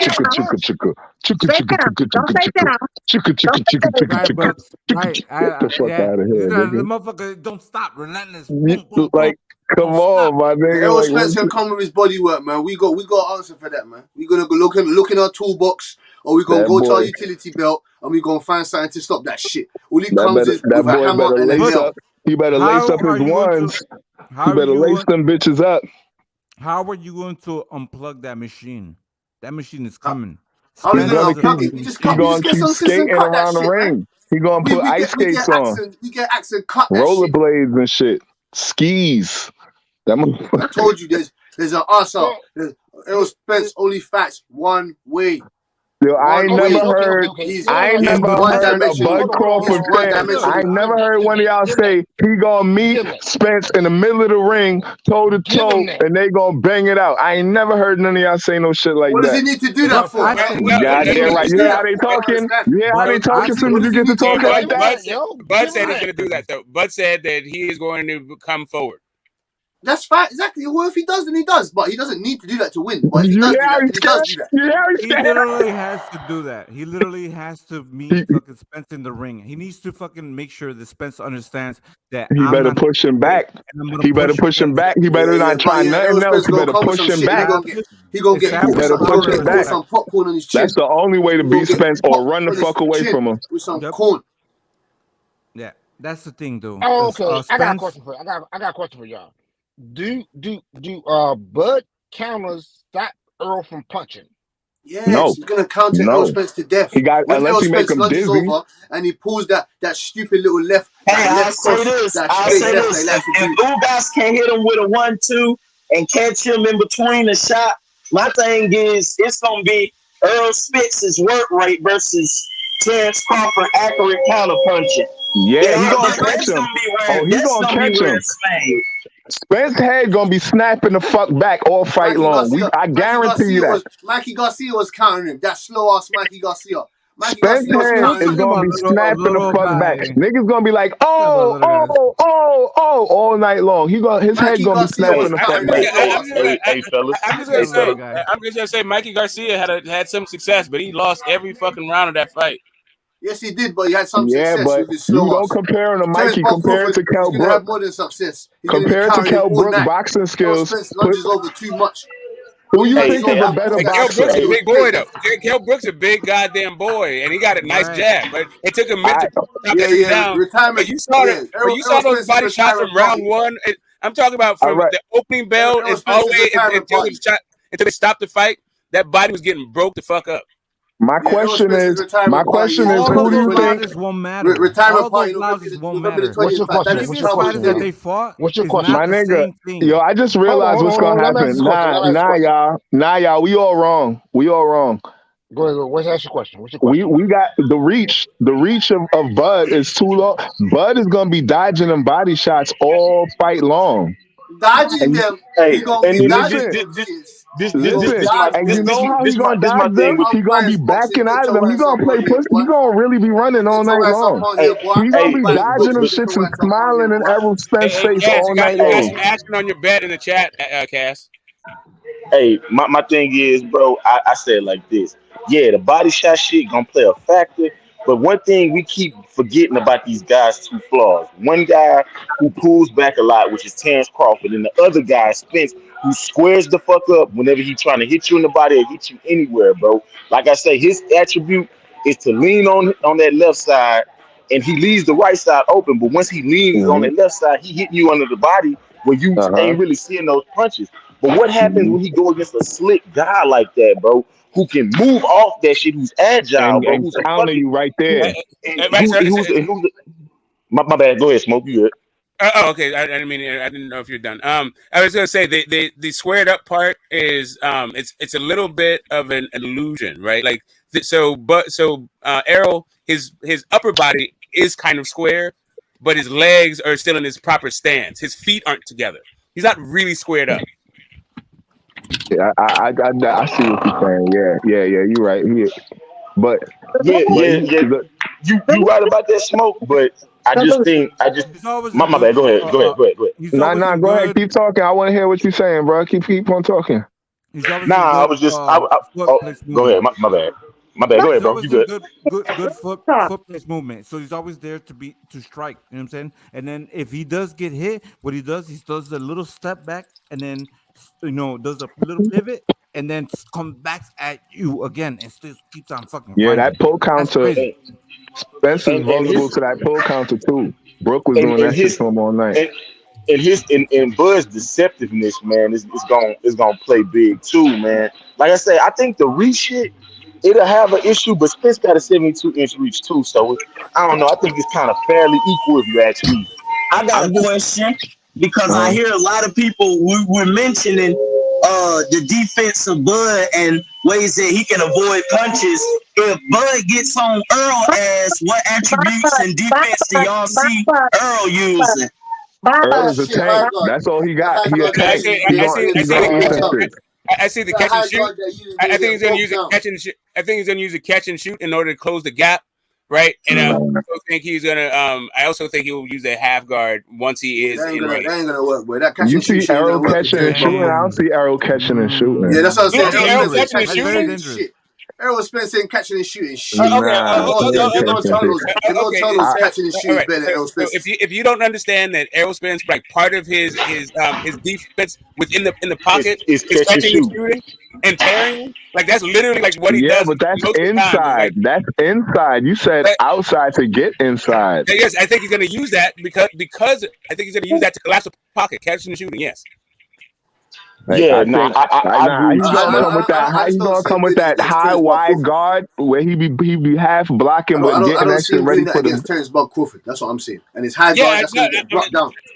I mean, I don't know why he wouldn't do it against her. That wide shit he be doing where it's like right to the angle on the sides of his head, shit. That shit. The fight is pretty much 50-50 to me, but my thing is, we've seen Shakur and we've seen, slick boxers adjust the high guard with a prong jab. So could you see Terence Crawford and say Errol does use a high guard? He uses pro jab to open it up? I think Terence is going in and out. I think he's going in and out all night and stay away from that body shot. I think he's going to go jump in, jab, jump out. I think it's going to be all night like that. I don't think he's going to walk him down from the high guard. Like I don't think Errol's going to do that. Like, is his offense. You know what I'm saying? Right. So I think right. So I don't think that Errol is going to try to walk him down from the high guard. To the extent that he does do that, yes, I think that like you have a whole bunch of options. And then Bud has a whole bunch of options. But I don't think Errol's going to be doing that. Like I don't think it's going to be no options. I think Bud is going to try to make it a boring Shakur Stevenson, Devin Haney fight. I think he's going to try to jump in, jab, jump out all night long. I think Errol going to have to try to cut off the ring and try to get to him. Yeah, he going to have to, bro. In his best time. Listen, and Shakur is fast and fucking young. Bud is 35 years old. He ain't darting around like no fucking kid. Like, now. I think he's going to try. I think he's going to try. I think he's going to try. Nah, it's not going to be that. It's not all you're going to do is then you're aiding your own destruction. If that is your fucking plan against a body puncher, then you're going to fuck yourself by the 7th round. Right. How boring, though. You trying to say you can't run on that treadmill for 12 rounds? You saying you can't stay on that treadmill for 12 rounds? Yeah, jumping in and out. You're trying like all you got. Your entire plan revolves around your legs, and you're going to do that against a body puncher. He did that with post style. That's what he did with post style. The issue is the problem is body shots take your ability to move around. Right, but the point is for him to be avoiding them. This is the so why would you help? Why would you help your opponent? Basically, you're making his body attack even more effective by your strategy. If he could get away from it, then he not. Because if he's making Errol Spence miss, then even if he doesn't get away from it, you're still using your own energy on your own legs. Like right, but here's the difference. Like he doesn't even have to be as successful because you're using your own fucking legs for the shit. No, the difference is Terence Crawford can run a 12 round on a treadmill. He could do that. Can he do that with getting punched in the stomach? Nobody's punching him in the body while he does it. That's the point. He's not supposed to be getting punched in the body. That's why he's doing it. He's punched in the body, bro. Oh my God. Y'all, just cut the bullshit. Nobody knows what's going to happen. We don't know what's going to happen until they get in the fucking ring. Y'all, just cut the bullshit. You can just follow all these BS. This is a good conversation. We're having a good conversation. But Spence is going to come out so victorious. Spence is so great.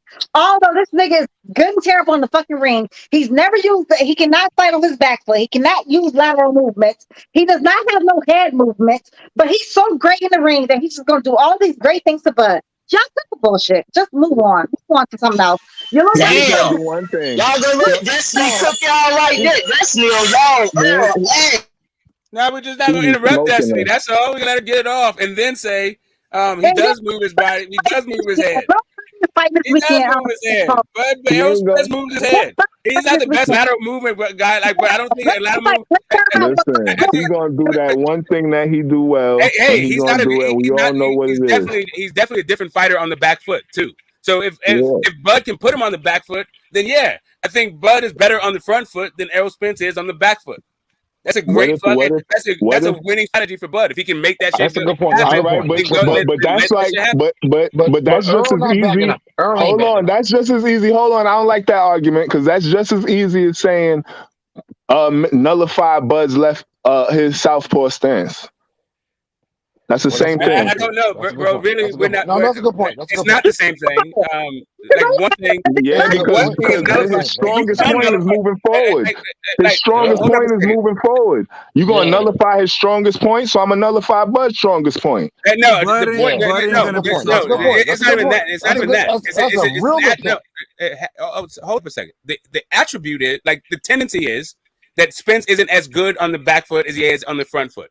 So now, so now the challenge becomes: can Bud put him on the back foot?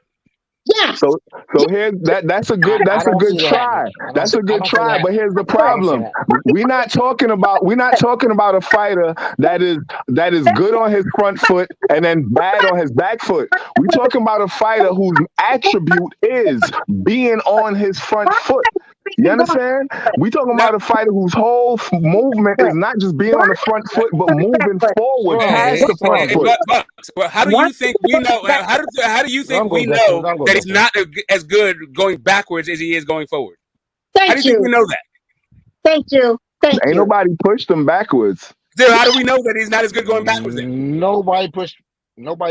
So Sean Porter didn't do it. Ugas didn't do it. Ugas didn't push him backwards, or Sean Porter pushed him backwards. Actually, Ugas literally was pushing him backwards. Literally all night, Ugas was pushing him backwards. It's not the norm. EJ do not. If you try to push EJ backwards, you're gonna end up looking like Kell Brook and Ugas.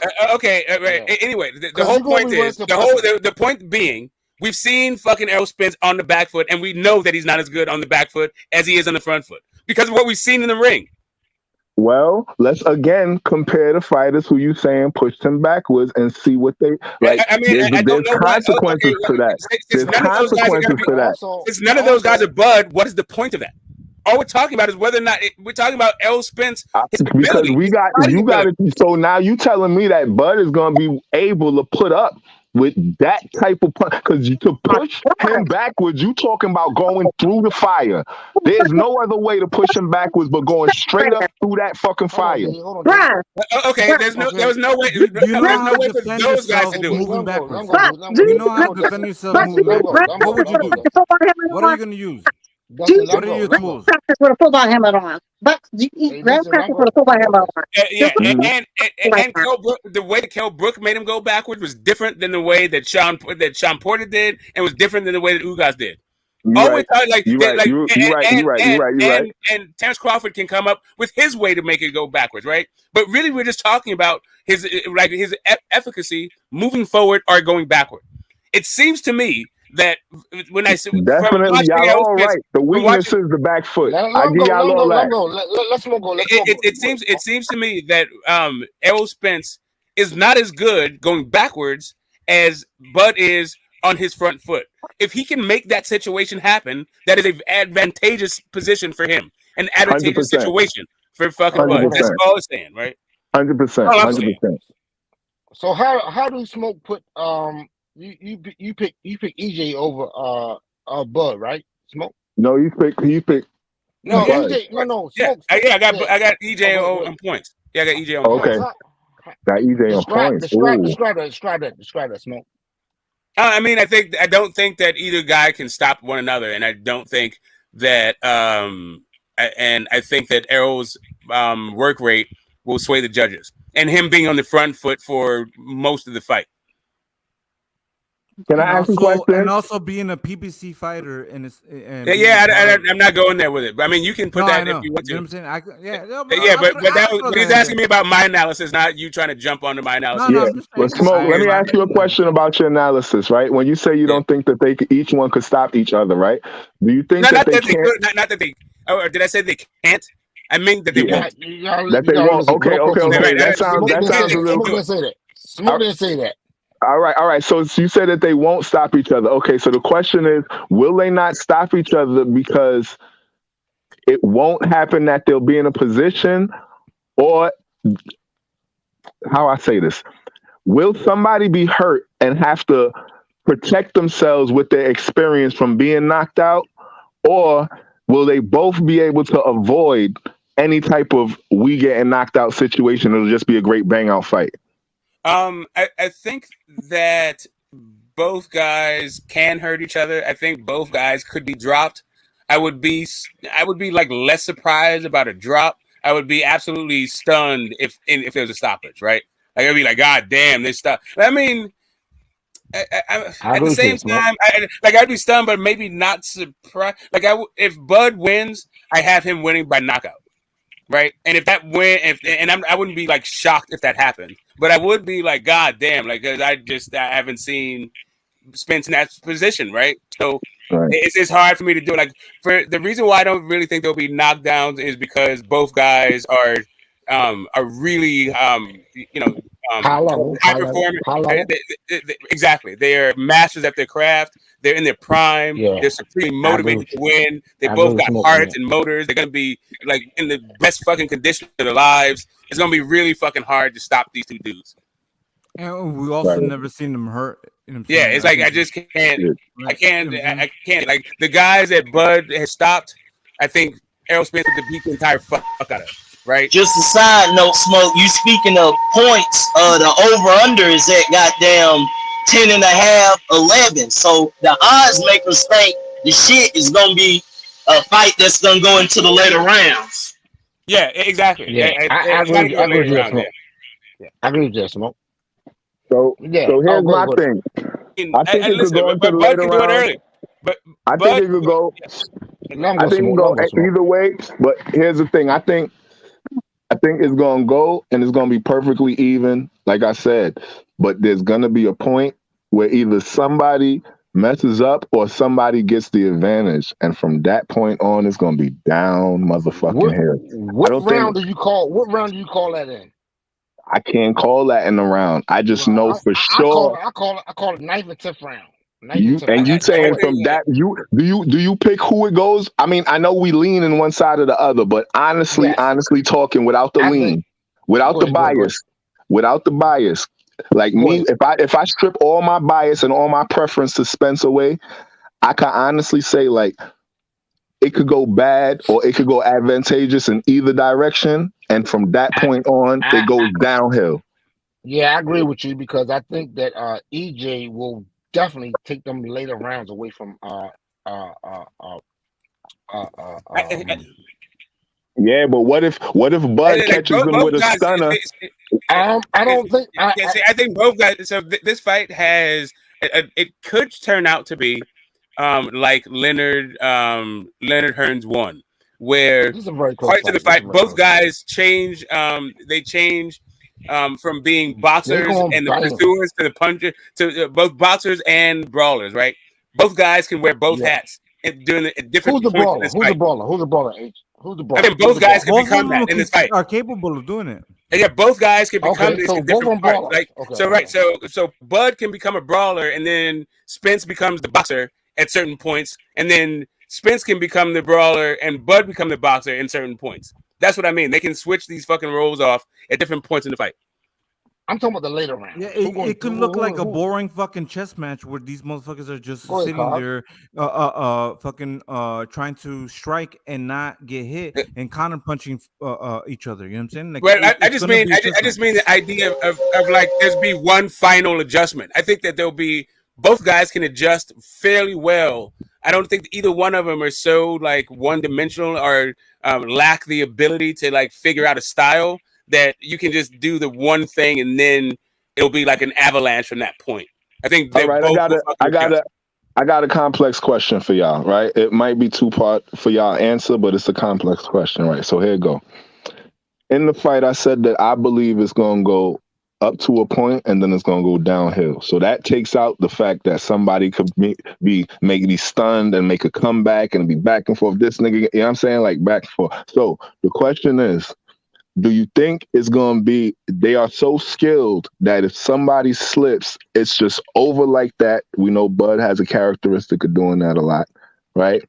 Or do you think that it'll be somebody gets jammed, but because they so skilled, they able to come back and maybe even mount to come back, and then it'll be back and forth. And if it is for one or the other, which one, vice versa.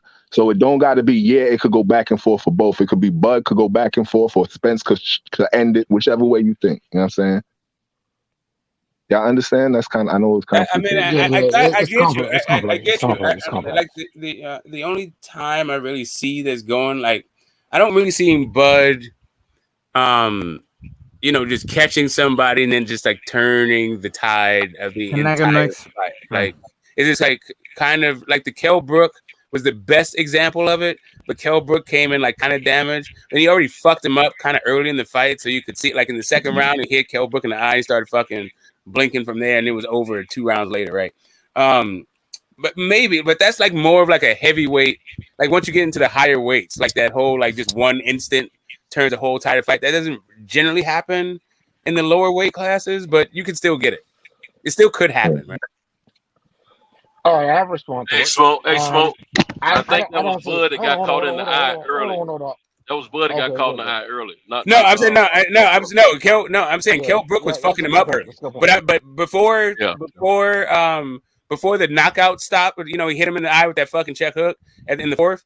He also, like, when Kell Brook, even though Kell Brook won the second round, in my opinion, and I think on the judges' scorecards too, fucking Bud hit him in the fucking eye in that second thing, and Kell Brook started fucking blinking super fast and fucking with the eye. Like, that was in the second round. I don't see Bud knocking out EJ. I don't see that one. I don't know where y'all getting it from. EJ, I don't see anybody knocking this is where I get it from. I don't see that. I'm not saying. I tell you where I'm going for Spence. Sorry. Go ahead. Yeah, I'm not saying that EJ is suspect chin. I'm not saying Bud can't knock him out. I'm just saying that these two fighters are sitting here at the pinnacle of boxing. I don't see a knockout. So anybody calling a knockout, I disagree with. Y'all can go ahead. Right. I agree. So I don't think it's gonna be knockout. I lean towards Spence for the win, but I leave possibilities open, right? So if the possibility for a knockout is open, this is how it's open. Spence is an inside fighter, so he gonna be coming in knockout range all fight long, right? That's where he gonna be at. Nah, man. These guys are built for attrition. They're We just talking about where they're gonna be. I'm not talking about. I'm just saying, Bud got 11 knockouts in a row. I don't know. Yeah, exactly. Let's not just ignore. Like, I'm just talking about where Spencer's gonna be at all fight long. He gonna be in knockout range. He gonna be in the space where a nigga's supposed to get knocked out at. He gonna be there, and he gonna be available to get punched on. 100%. Man, Spence got hit with a fucking big ass shot by Ugas. I'm not talking about how strong he is.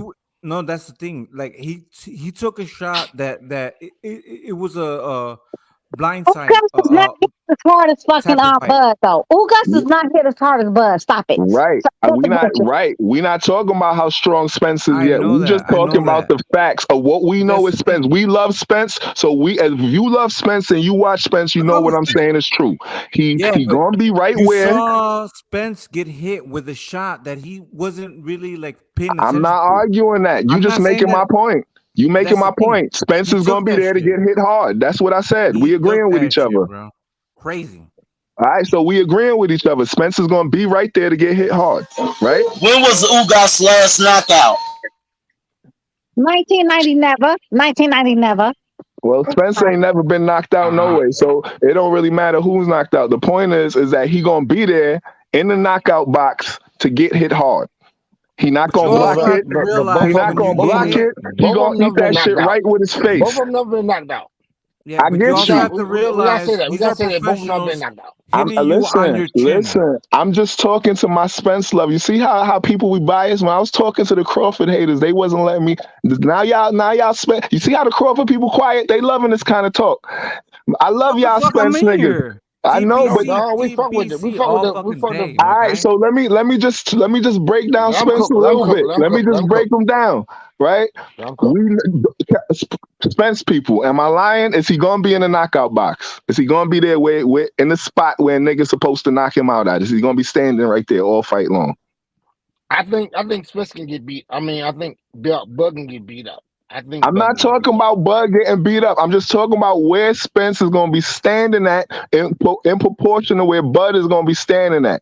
Like Bud might be boxing all around the ring. We don't know if he's going to be in the knockout box, but Spence is going to be standing right in front of Bud all night long. I can agree with that. I can agree with that. All right. So that's where he's going to be standing at in the knockout box. Okay. And he's gonna get punched in his face square with no block involved. He's gonna eat a bunch of them all night long. Counter punches and everything. All of that. Okay, so, we know so Spence. Bucks, you're seeing these guys standing in the middle of the ring. You know what I'm saying? No. I'm just talking about what Spence do. I don't know what Bud is gonna do. I'm just talking about what he's saying is big bank take on low bank.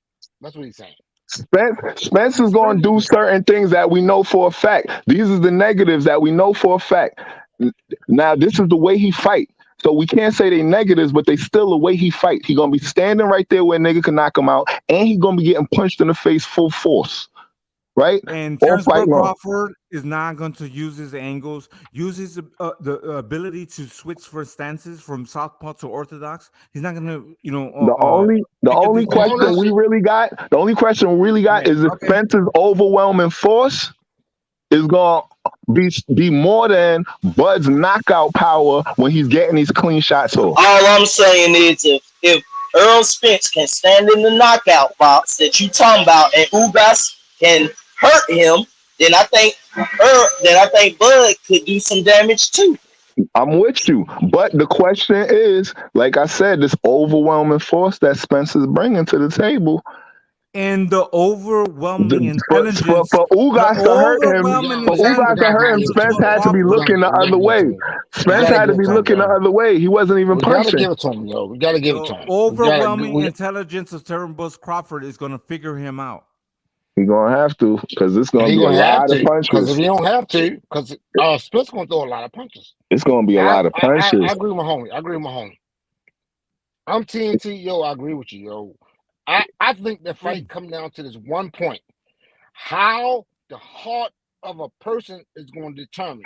You ain't lying. This is the chin and heart test right here. This is chin and heart test. That's what I'm saying. Give me Bud. Give me Bud then. Give me the nigga who done got shot in the head, not the nigga who got thrown out the car. Come on, you acting like getting thrown out of Ferrari windshield is nothing, nigga. You just throwing that shit like it's. Come on.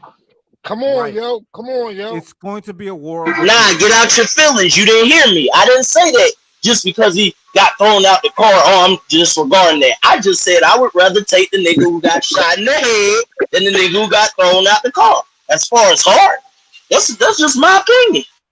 Oh yeah, so that headshot thing that happened a long time ago. Yeah. That car shit. He came back and fought Danny Garcia. That heart shit for me is way more recent when it comes to Errol. But I don't think that either one is unreasonable, and I also don't think one is going to be shown to have one more heart or a better chin in this fight. I just hope he got a better mouthpiece. I don't want to see his mouthpiece come out his mouth. The only thing I don't want to see his mouthpiece come out his mouth. Both of them are tested. They you know that this motherfucker is not gonna fold. You know they're not soft. These motherfuckers are gonna come. Yeah. The reason why we want to see this fucking fight is because these are a couple of hard dudes. These young men are, they're born and bound fucking razor blades. They're looking 45 dead in his eye. We both know that. And everybody knows that. Come on, they got that hood in them. You know they not about to go home looking pussy. These niggas is bringing their wife and kids to fucking fight. Come on, dog. Crawford be bringing the whole family out. Smoke saying the same shit. They're really about that shit. They're really about boxing. This is what you want to have. Yeah, this is probably the first real fight in a really, really long time. Like a real fight. So now let me ask a question to the panel. Is this the biggest fight in boxing? I know you heard some Canelo shit, all this other shit. This is even Canelo is this the and biggest Fury. Fight in boxing? TNT, even Canelo and Fury, they talk about this. They're admire these guys. The only fight that could be bigger, the only fight that could be bigger would require a couple of miracles. It would require Usyk and Wilder to happen, and then Wilder beats. This is a big fight. And then it would also require AJ beat Fury, right? It would require AJ to beat Fury, and then we'd have to get AJ and Wilder for undisputed. That would be a bigger fight. Wilder Fury 4 would be bigger if Wilder won. If Wilder won, that would be bigger. No, the biggest fight right I disagree now. with you, Smoke, because this is the thing. Let me skill say for what I gotta skill, say. skill for skill. These guys are basically equivalent. No. Skill for skill. You always talking. Guys. Let me say. Let me finish my thing. I will. Let me say my thing. In my opinion, this is better than Floyd and Pacquiao. This fight. How about that? This fight right here with motherfucking EJ and fucking goddamn fucking Terence Crawford is the biggest fight that's gonna happen. And guess what? You got AJ. My fault. I said the wrong one. I said you got Wilder. We got Wilder and Fury. This fight is the next biggest fight. I'm telling you, Wilder and AJ for undisputed. Wilder, AJ's done. His stock is gone, bro. Listen, I'm not asking for that thing. I'm telling you that regardless if you thinking his stock is done, it would be a bigger fight than fucking Bud and EJ. Would be Wilder versus AJ for undisputed. It would be that fight. The question is it going to happen? That's a different question. The question that's not bigger. That's not bigger. Wilder Fury is bigger. Wilder Fury 4 would be bigger if Wilder won. Only if Wilder won. What did it get to? Right now, if Wilder lost, it wouldn't be nothing. Right? If he won against who? Against Fury. Okay, they'd have to fight first. Right, that's what I'm saying. That fight so how's the fight bigger. You're saying the result would be bigger, but they'd have to fight. The fight isn't bigger. No, I'm saying the fight would be the anticipation for the fight will be bigger. 100%. Now you're saying once hold on. Once the fight, hold on, let me finish. Once the fight occurs and it's done, then the fight will be bigger. You got the post sales. You don't just got the night of. Again, you're talking about the result of the fight. You're talking about the anticipation of the fight. You got the post sales. You don't got the night of. You got your shit off.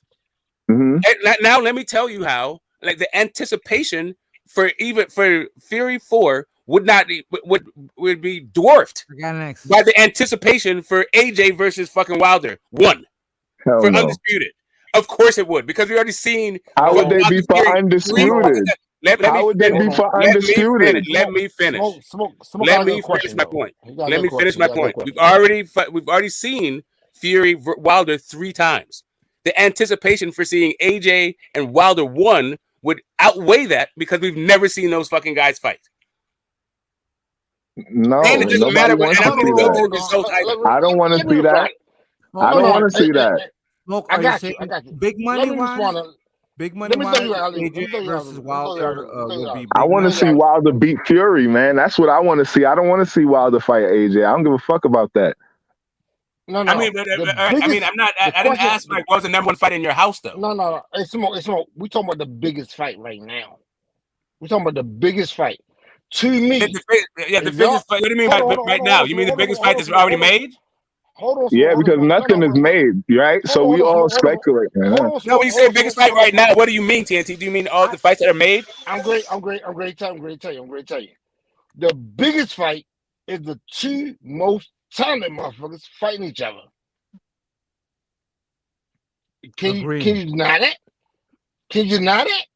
I agree with that. I hate to say it, but if we, I don't know. Do we mean biggest in the terms of money or like? Because me personally, I just want to see the two best. No, we talking about okay.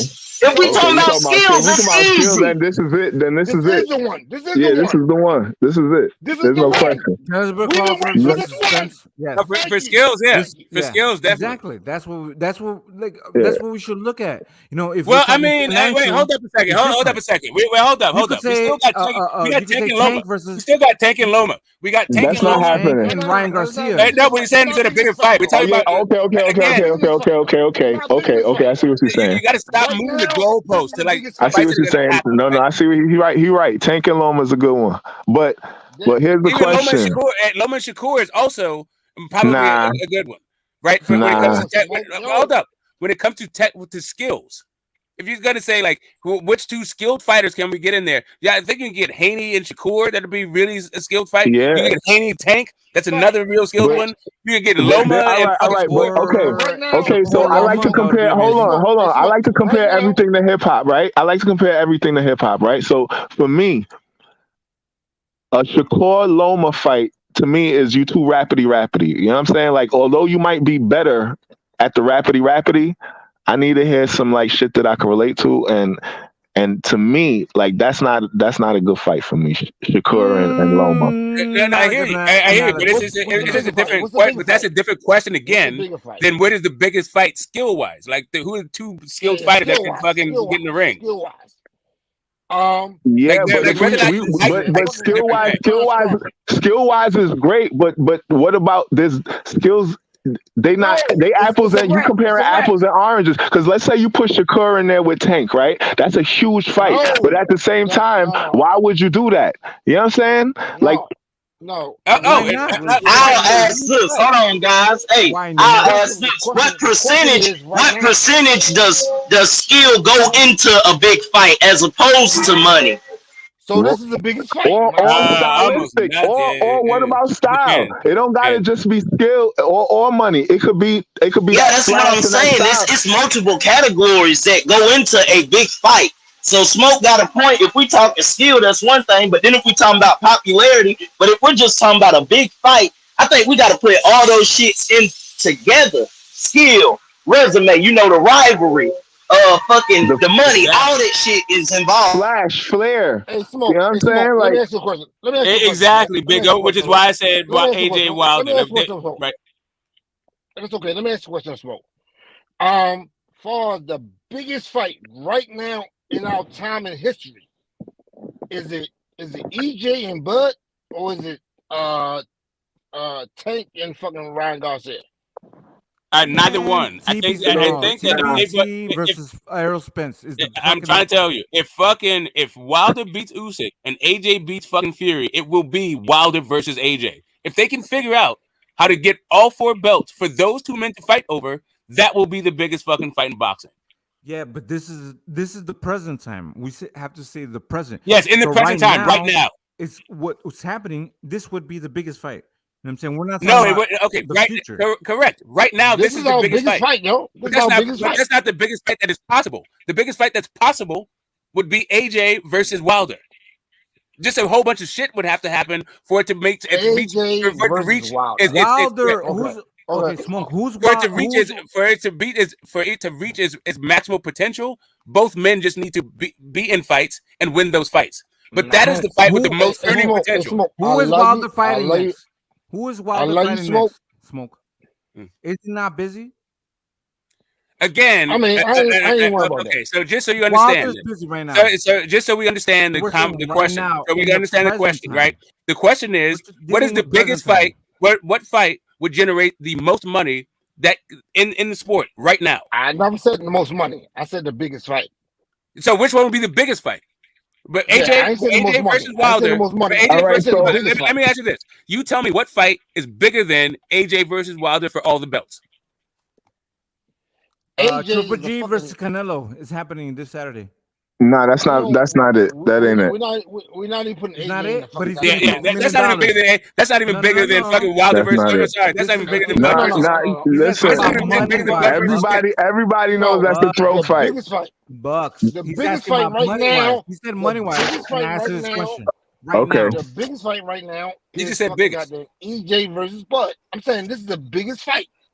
Money, not money wise. For the last 4 or 5 years. Hell no. Yes. No. This fight is going to be bigger than AJ. Okay, that shit was not going to be bigger than Wilder Fury. This shit is not going to be bigger than Wilder Fury. It's not going to be bigger than Wilder Fury. Hold up a second. Hold up a second. Do you realize in the last 5 years, TNT, we got fucking Floyd Mayweather versus Conor McGregor? Do you think that this fight is going to be bigger than that fight? Yes. Nah. By what metric? Do you include that into actual boxing? Let me ask you a question. Smoke, how long or is that a? That was a legitimate fight. It was a legitimate fight. It was a legitimate boxing match. Included? Okay. That wasn't an exhibition. It was a real boxing match. My question to Smoke is, that was how long even though it was McGregor's first fight. The fight has been in the oven. Right, exactly. The fight he was an amateur. The fight has gotten up. Now we got the fight. This is the biggest fight. All right, cool. All right, this is not right. So I just said. So you said 4 or 5 years. So I just went to the 5-year one. But this is not bigger than Wilder Fury 3. Also. No, it's not. Hey, hold on. I gotta disagree with you guys a little bit there. I think as far as the possible fights that can happen within the last few years, as far as big fights, belts or no belts, if it was going to happen, belts or no belts, AJ and Wilder would be the biggest fight, because what I consider the biggest fights are the fights that brings not the most money, not the most skill, but that brings the most attention around the world. That's what you make. That's what makes a mega fight. And this Errol and Crawford fight is a mega fight because the world wants to see this fight. AJ and Wilder, the world still wants to see that fight, regardless of belts or whatever. So Fury and Wilder makes a big fight, but it's not as big as AJ and Wilder. Never will be. What about Canelo and Benavidez? What about that? Canelo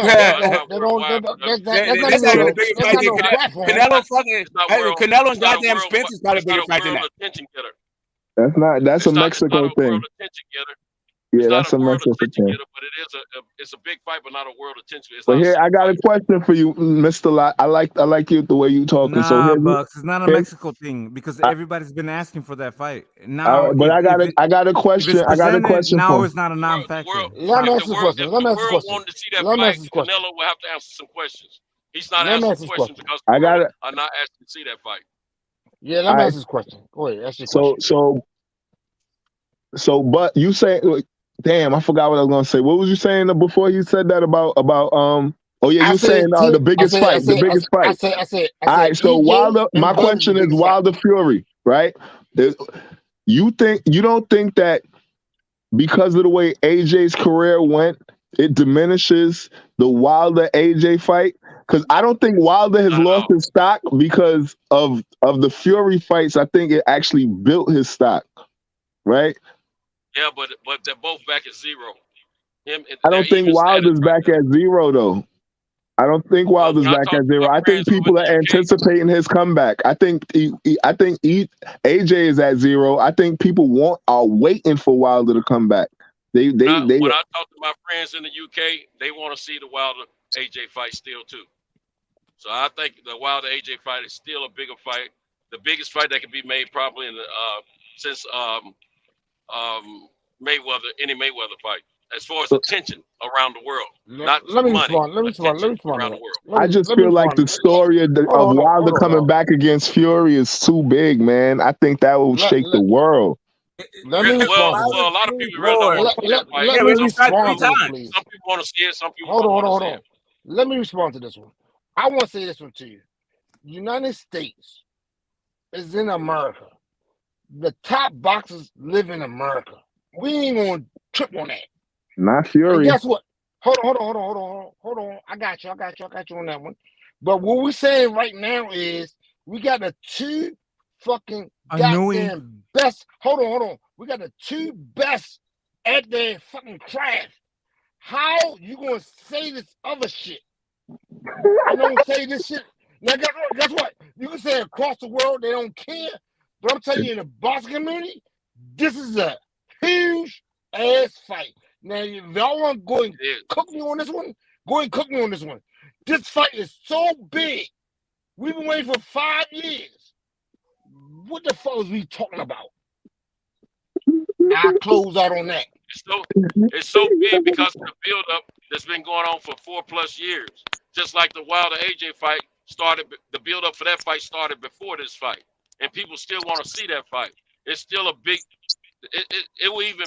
It's a massive fight, AJ and Wilder around the world still. Compare that to fucking goddamn Bud and Spence. I'm sorry. Yes, not only has it been going on longer, but it's also been a bigger buildup. Like the buildup for AJ and Wilder, even in 2018. That's what started all that percentage crap, all that percentage talk. That's what started all that. That AJ and Wilder fight. That fight is right. If you want to shut down the panel, that fight is so big. Like literally, you can shut down a panel right now by just going somewhere and saying 50 million. Like the 50 million was real. Yeah, I know. I think AJ and Fury is bigger, in my opinion. What? It's not. Nah, hell no. It's not. Yes. It's not. Hell no. These guys got no. bro. Yes. Fury doesn't AJ bring Fury. the same level of attention as AJ does as far as spectators. When it comes to not at all. Like it is that is a bigger fight in the UK, but I mean outside of the UK, no. Yeah, Fury and AJ so gonna what be was the the money fight over there, for but not around AJ the world. versus The biggest fight around the world right now that can be made is AJ and Wilder. No. What was the biggest fight that we know that was made this year was AJ versus Usyk. They both got above $50 million. Yeah, we don't know what the hell they got. We know that's what they said. We know. Once again, does that 50 million go above the skill level as far as those two versus the other two? So do Bud? That fight, the time restraints. Let me ask you a question. The time restraints of that Usyk and the AJ fight, it wasn't the most Usyk fight around the world. It wouldn't be AJ and Wilder. I promise you, it would still be that fight. And let's be clear, those people are smarter at their contracts than our boxers are. Let's say this. Let's say Usyk. And then why are our boxers way better fucking compensated? You do. Our boxers are not that much way better compensated. Oh yeah, they are that much better compensated. Like that's why we are. That's why our market is the most lucrative market, and we are the ones making, and we are the ones leveraging that most lucrative market. Yes, our industry is better than theirs, but and our fighters are leveraging that industry more. So. That's so I just posted facts in the chat. They're not leveraging it for themselves. Hold on a second. One last question, and I'll be quiet. One last question. Is Bud and fucking goddamn Terence Crawford is a big fight. And how do you place that amongst of the high level? Because guess what? Usyk and fucking whoever he come with, and AJ, whoever he come with, this fight right now is the biggest fight. And why we tripping on that? I'll be quiet. I don't know what he said. I'm saying, why are we tripping on fucking goddamn EJ and fucking goddamn Terence Crawford? And we know that's it's the most significant fight. Yes, it is. You know what I'm saying? Yes. But, you know, it's right now, that fight is the most anticipated fight that's been wanted since the AJ and Wilder fight. It mean a lot to this one. Mean a lot to boxing and boxing fans. I'm not gonna sit here and sugarcoat it. It's the biggest fight. Above the what else, we gotta wait to see who gonna win and who'll get this and that. But right now, today, at motherfucking 6:09 in the morning, Bud versus Spence is the biggest fight. It's the biggest fight. It is. Thank you. Yeah, ain't nothing bigger than that. It's the biggest fight. It's the biggest fight that's made. It's the biggest fight that's made right now. It's the biggest fight that's made. Biggest fight right now. No. Forget as made. Forget anything. If you typed in on the internet right now, any two fighters' names right now, with the verses in between their names, Terence, Bud Crawford, and Errol Spence will be number one. It would definitely still be Deontay Wilder versus AJ. No, it wouldn't. No, it wouldn't. Not right now. Yes, even right now, if you were to type in those things, you'll find out that fight is still huge. It's not the number one, not right now. Hold on, let me go with smoke. Let me go with smoke. All right, so let me go with smoke. Made $150 million. Each one. Let me go with smoke. All right, bro, you're not an accountant. You don't need to shout fucking goddamn media reports about guys' purses. Like nobody fucking knows. It's just a media report. Like, stop with this shit. We already had this conversation over and over and over again. Like, anyway, the whole point of this thing is that, right. So you can get a fight that's signed. You can get a fight that's signed, right, and that fight will be trending because it's signed right now. That doesn't mean that just because it's trending right. So that's that doesn't mean that right now. The man said right now at 6:09 at 6:10. I'm almost done. I'm almost done. Let's go. I'm almost done. Just because the fight is trending now does not mean that it is surpassed fights that have been trending forever. Right? Like right now, right at this point, this is the best. This is the biggest fight that's currently made. It seems, and it could very well be the biggest fight that is possible to be made. But you have to, you may have to tweak what you mean by big, because if Tank and goddamn what's his ass fight, Devin Haney. Tank and Ryan Garcia fight, then you're going to see a whole fucking different level of craziness too around that fight. Yeah, but you know what? You're stretching a word that we need to figure out and put some parameter around too, and that's the word possible. You know what I'm saying? Because are we saying what's the biggest fight in boxing? Muhammad Ali versus fucking Floyd Mayweather?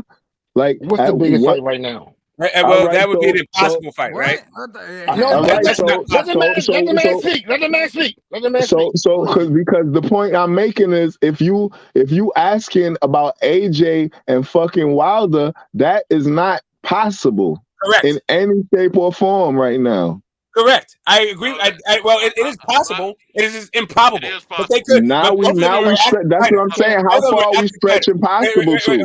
We're not stretching possible. Like possible still works for AJ and fucking Wilder. What isn't possible for them right now is for them to fight for undisputed. That's not possible. Right? Then that's not the biggest fight. Hold up a second. Hold up a second. The question wasn't about possible fights, right? The question was, what would be the biggest fight, right? What would be the biggest fight? And what would be a bigger fight than this one, right? Would be Wilder versus AJ for undisputed. What could be as biggest fight as this one? It could be Tank versus Ryan. I'm not sure.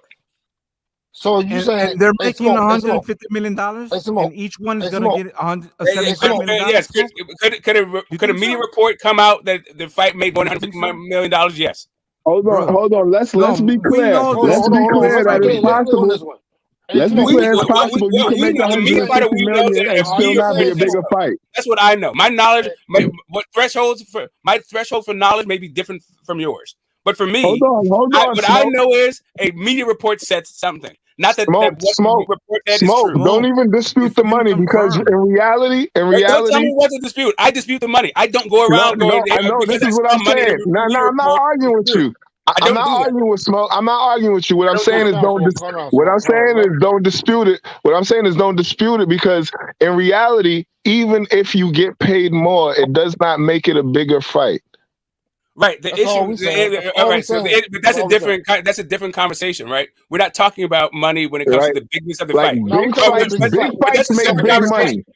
You can say there's a low threshold. Bro, can you please just calm it? Just hold up. That is a different conversation. That is a different conversation. Whether or not money is a determining factor for a bigness of a fight is a different conversation than what media reports say the earnings are is accurate. Right, but what I'm saying is there's a low threshold. There's a low threshold for money, right? So big fights make a certain amount of money and over.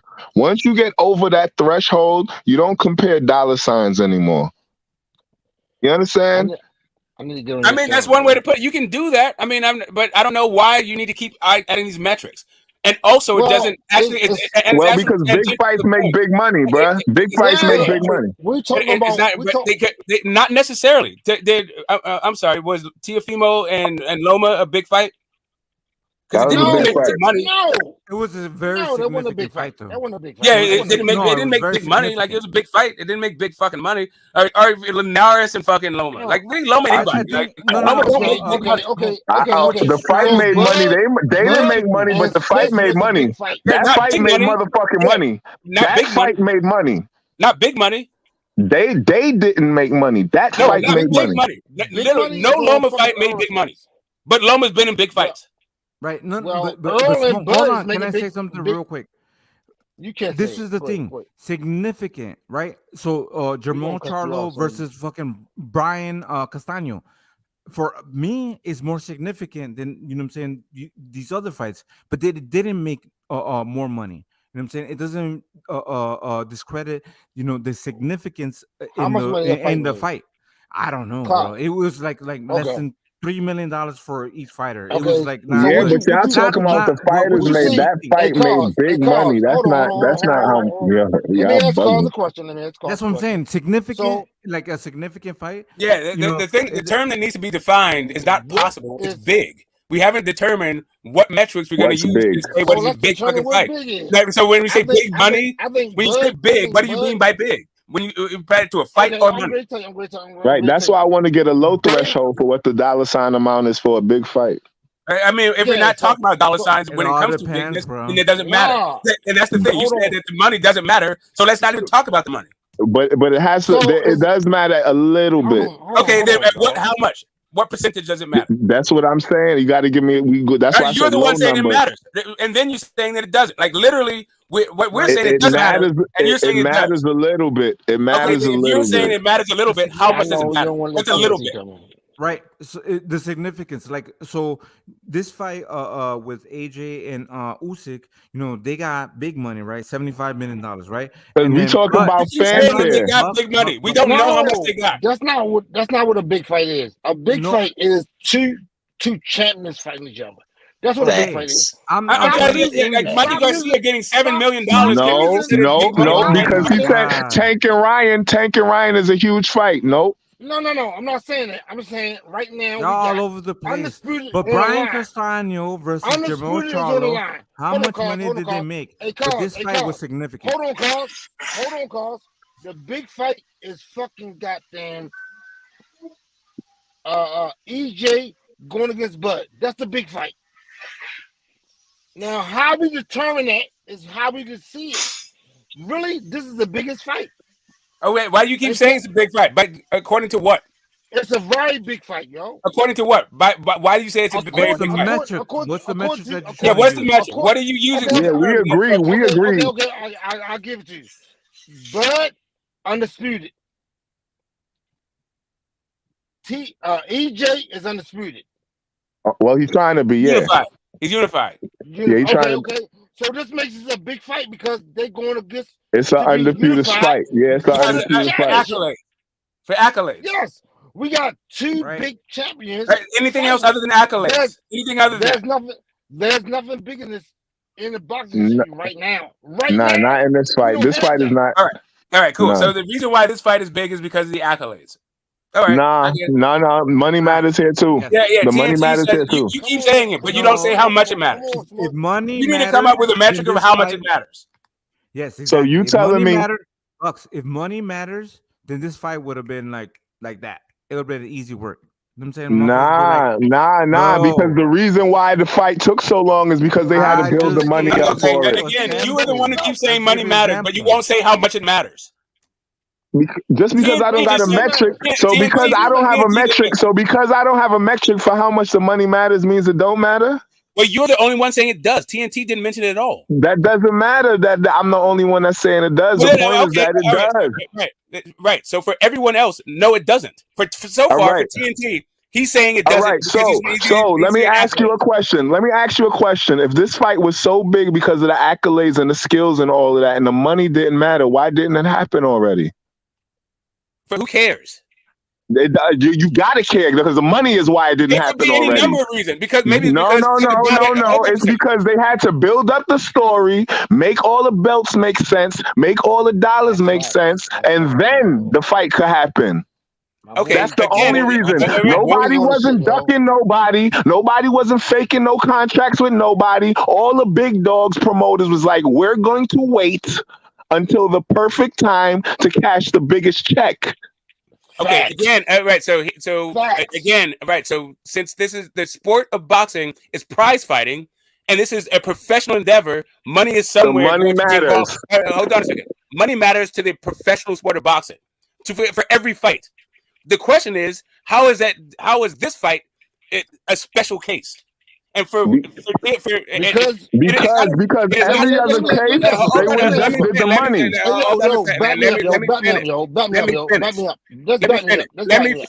Let me talk to him. Hey, no, let me fucking finish.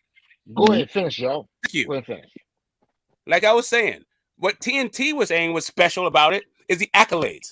That's what makes this fight special. What you're saying makes this fight special is the money. How does the money make this fight special? Okay, let me respond. Now, hold on. Go ahead.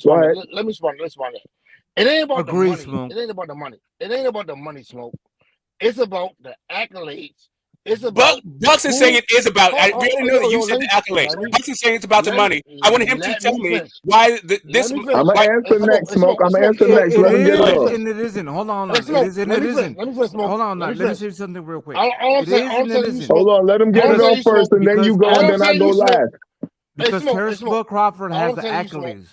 And that's why he's like, I want more money. That's why it is about money and accolades. It's a fucking different dynamic. It's not okay. Again, how is it? Listen, money. Like I'm trying to negotiate money is true for every fucking fight. That's not special. In this case, it's also not special. It's true for fucking Triple G and Canelo. It's true for Charlo and fucking Canelo. It's literally true for every fucking fight. You got to negotiate some fucking money. That don't make this fight special. What's special? Skills is also in every fight. Hold on. What's special, Smoke? What TNT said is special is the accolades. It's not every day that you fight for undisputed. Okay, that's what he's saying. This is what TNT pointed out is something that makes so we saying the same thing. We saying the same thing. We saying the same thing, but you're not. He's saying accolades and you're saying money. You're not saying the same. Nah, we saying the same thing, but you won't accept the money side of it. Look. Here's how we saying. I keep asking you what about the money makes it special. Here's how we saying the same thing. The fight is about accolades, but it will not happen unless the dollars make sense. That's true for every fight. No, that's true for every fight, but every other fight, if this was the accolades that all that mattered, then that would not be true. That would overshadow. They would say, fuck the money, make the fight happen. They're not doing that. All right. Again, the question is, how are we defining big? Give them their regular pay salary for this. Everybody take their pay salary. Crawford take your regular. You take your regular. Networks take your regular money that y'all take for every other fucking fight and keep it moving. No, y'all all want triple and triple what the fuck everybody else wanted on every other day. Now you're saying that this fight is now everybody's getting triple what they fucking used to. The networks are getting triple and all this shit. Where are you getting that from? Bro, you can look it up if you want. No, I'm saying I'm asking where you're getting it from. Not tell me to look it up. I promise you that's what's happening. For a source, bro. That's it. I promise you that's what's happening. Do you doubt it? That's the question. I'm asking you if you doubt it. I mean, I doubt it, bro, because hell, it took them fucking years just to get the money together. So now all of a sudden everybody's getting triple when money's always been the issue. Who do you think it took them years? Who you think it took years to get the money together? Or do you think it's hold on? Do you think it took them years to get the money together, or do you think it took them years to say, okay, little niggas, you okay to get this amount of money? It took them years for him to collect the belts. He literally just got the fucking last belt of this is for undisputed. All right, they could have had this fight undisputed last year. Can we agree that there was never no money problems? You're the one saying it's about money. No, he's saying that they couldn't pay them. Like that was never a thing. Again, it couldn't have happened last year because he wasn't a 3-belt unified champion last year. I'm with you on that. I'm not arguing with you with that at all. What I'm saying is that if the money wasn't a thing, they would have already fought. You keep saying that. All right. Again, the money was not the thing that kept them apart, right? The issue was that they're on separate networks, and both of those organizations, they're in separate organizations and separate networks, and so they had different obligations. You still talking about money, and you just won't accept it. Let me finish. But you're talking about money, and you won't even accept it. No, I'm not talking about that. I'm actually talking about the fact that they're in separate organizations with separate business models. Again, money? That sounds like money again. Do y'all hear him talking about money, or am I the only one that hears him talking about money? Nah, he's talking about money. He's talking about money. Just so you can understand this. Oh, I thought I was bugging. So here we go. Just so you can understand. Just so you can understand. We're talking about professional fighting. All of the fights are going to be about money. You won't be talking about any fight unless you're talking about money. So when you hear me talking about a professional fight, you're going to be hearing me talking about money. But what makes this fight big is not the normal conversation that you have about money. What makes this fight big, according to TNT, is accolades. If you're saying it's money, then please tell us how it's money. Okay, so let me break it down for you. Since I'm gonna have to explain to you what Valentine's Day is about. These accolades. No, this how money is the fucking issue in this fight. I'm just gonna explain it to you. Let me just explain it to you. Let me explain it to you. Let me explain it to you. Let me explain it to you, bro. Let me explain it to you, bro. Let me explain it to you, bro. Let him go. All of these wedding rings that y'all walking around. Hold on, bro. Hold on, bro. These things that you walking around with calling trophies and accolades. Not trophies, this fight. Yo, let them talk, Smoke. These things were created so that these organizations could gain wealth. They don't mean anything to anybody. Okay? That's the whole point of now you're just talking about how this entire thing is about making money. All of the professional sport is about making money. No shit. And the climax of that is the undisputed bout, bruh. Okay, do you not understand that? Okay, do you not understand that there's undisputed it's the biggest money scheme in the biggest money scheme of big money schemes.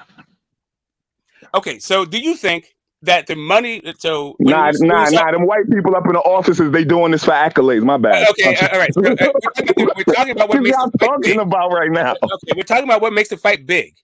Yeah, right? Yeah, because they care who knocks who out. They care. And so do you not understand that the front office is always in the business of making money for a fight?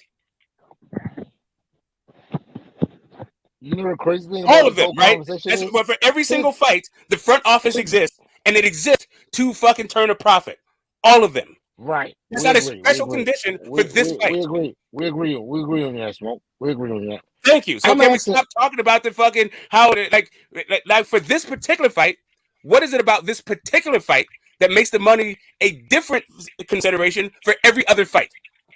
Well, it's a bigger consideration. According to you saying that, why do you say that? It's more than a big consideration. It's more like. Can I ask a question? Hold on. Let me finish. Nigga. Let me finish. So you say a big consideration. So the consideration is a title on the line for being unanimous. So that's what the big consideration is. Smoke, I love you, but that's a big consideration. Right.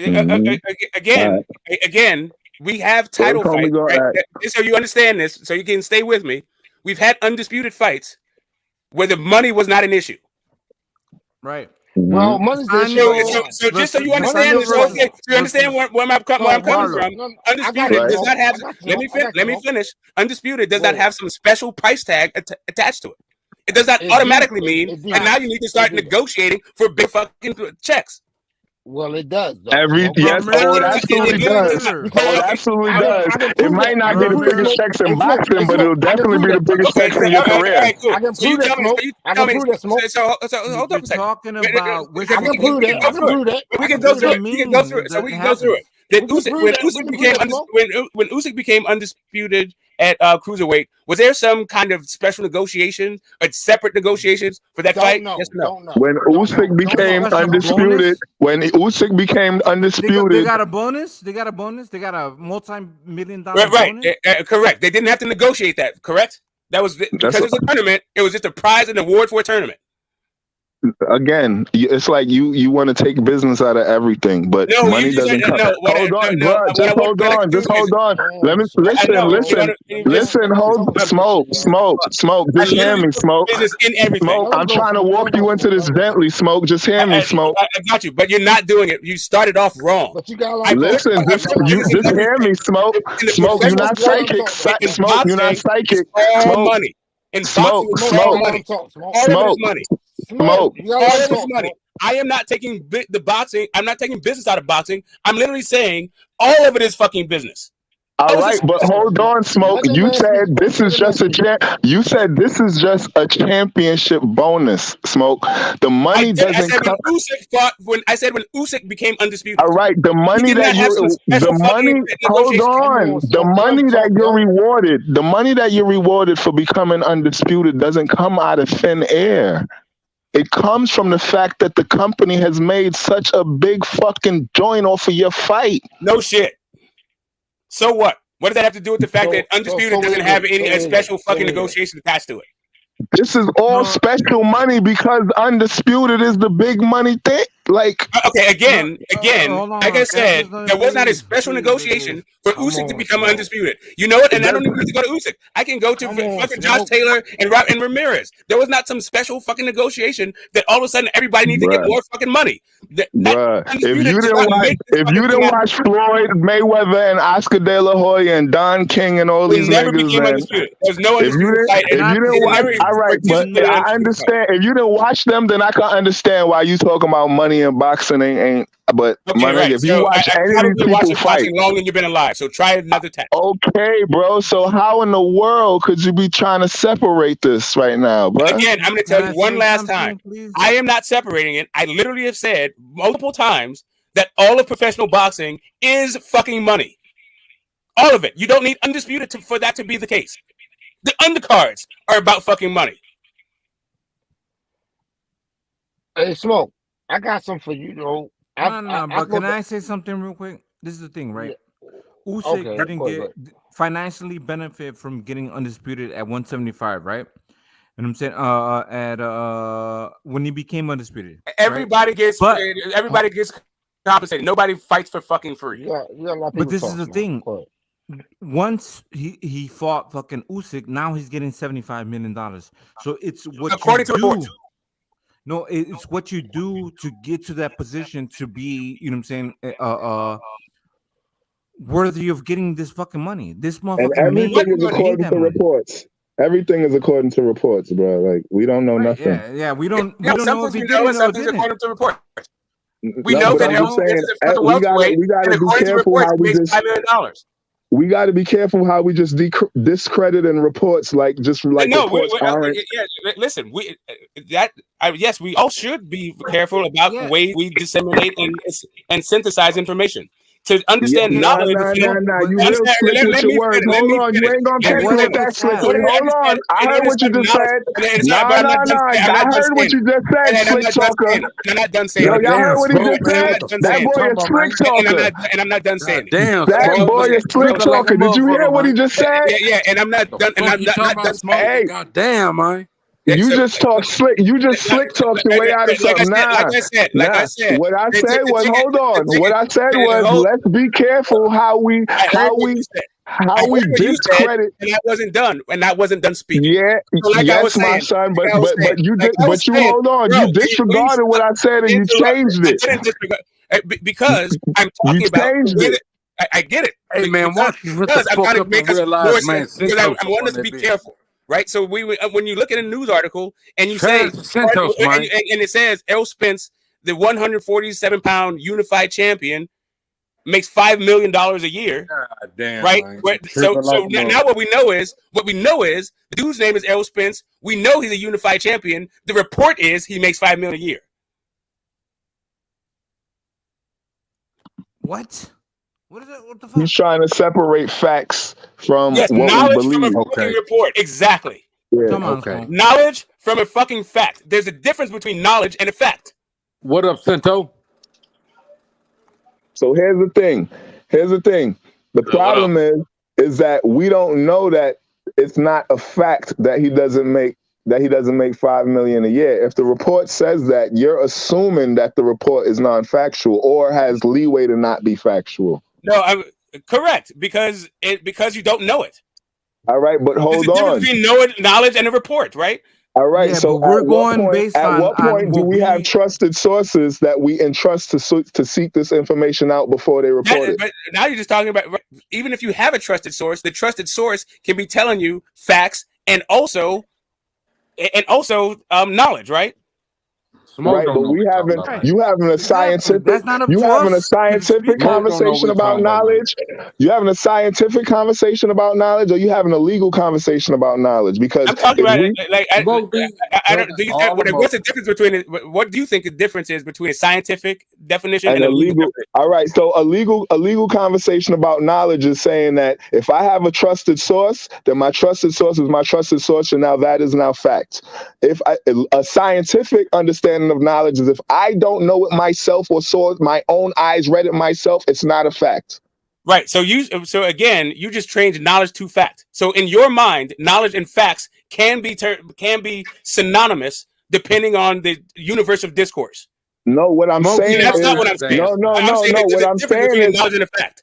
No, what I'm saying Science, what there's a I'm difference between saying knowledge and a fact, and in the law, there's a difference between knowledge and a fact. No, that's not you making an argument where there's no argument. What I'm saying No, to you I am is- not. I'm telling you, there's a difference between knowledge and fact. All right, but nobody's arguing that. That's what I'm saying. You're making an argument where You nobody's literally just arguing. said that. You said knowledge. You said knowledge it comes from your credibility. No, I didn't define knowledge or fact. I asked you a question. Mo don't know what the fuck he talking about, man. I didn't know define. exactly what I'm talking about. Oh, so Smoke. You just being argument. Smoke. You just being argumentative. Okay, cool. And maybe you need to rewind what you just said. Smoke. You just being argumentative. No, I'm not. I literally am listening to what you just said. And I'm telling you, like, you lost yourself. Smoke. If everything out of your mouth is no, that's called being argumentative. Okay, great. And you know what? If you just accuse me a whole bunch of baseless shit, I should probably just agree with you, or just say you're full of shit, or be quiet. No, I'm just telling you. I mean, if you be quiet, you could probably hear what you're saying no to. Yeah, or I could just say you're wrong, right? I mean, you could say you're wrong about something you didn't hear, but that would just be you being argumentative. But you don't know if I heard it or not because you're not in my head, right? I know you didn't hear it because I haven't said it yet. Okay, great. So then it's not about me hearing it. It's about the fact that you didn't say it. Well, I didn't say it, but you said no already. But you said no.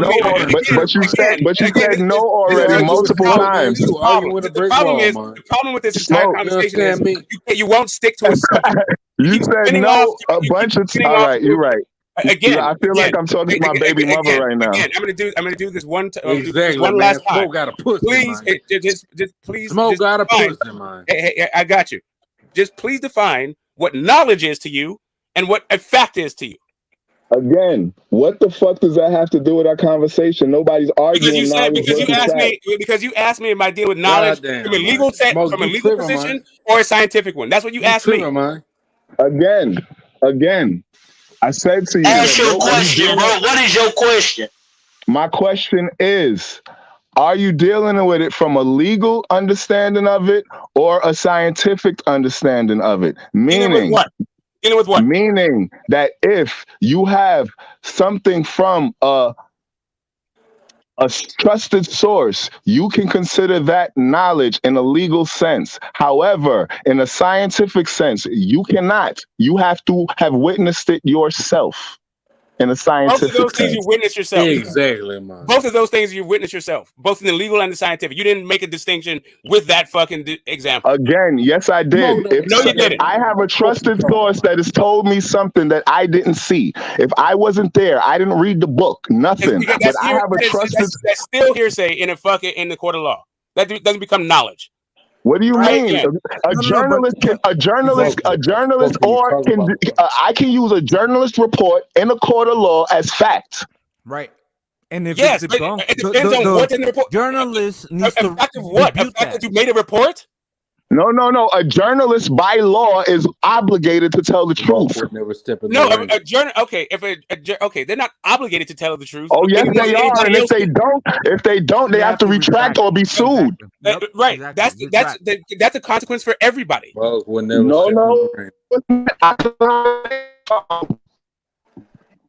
I could lie all over nobody has YouTube. nobody has the right to go around and cause tortious fucking damage to another person. Man, we're not talking about screaming fire in the movie theater. You real smart, but you're not gonna keep pulling the smart shit on me. I told you that the last time.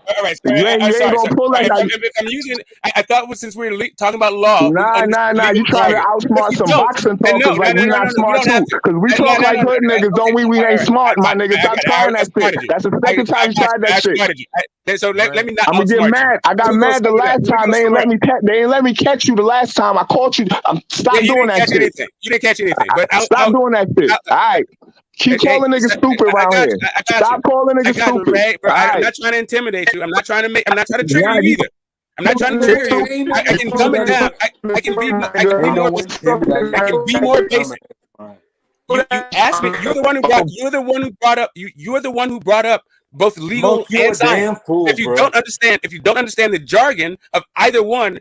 Cool. Here he go again. Here you go. I understand slang. I understand slang. I understand all type of talk. Jargon. Jargon. You don't understand the jargon. So you understand the mannerism in which I am speaking. If you understand the jargon, then I'll just use the jargon. If you don't, then I won't. If you don't understand the jargon, I won't use it. Okay, so instead of tortious activity, listen, Smoke. Can I tell you something? Can I tell you something, Smoke? No, for harm or damage. If you want to, can I just give you one suggestion, Smoke? Because I find the manner in which you're speaking to be extremely condescending. You're goddamn critiquing me, bro. I find it extremely condescending, Smoke. Smoke. I find the manner in which you're speaking to be extremely condescending, Smoke. Yeah, and I find the way that you're communicating to be extremely disingenuous.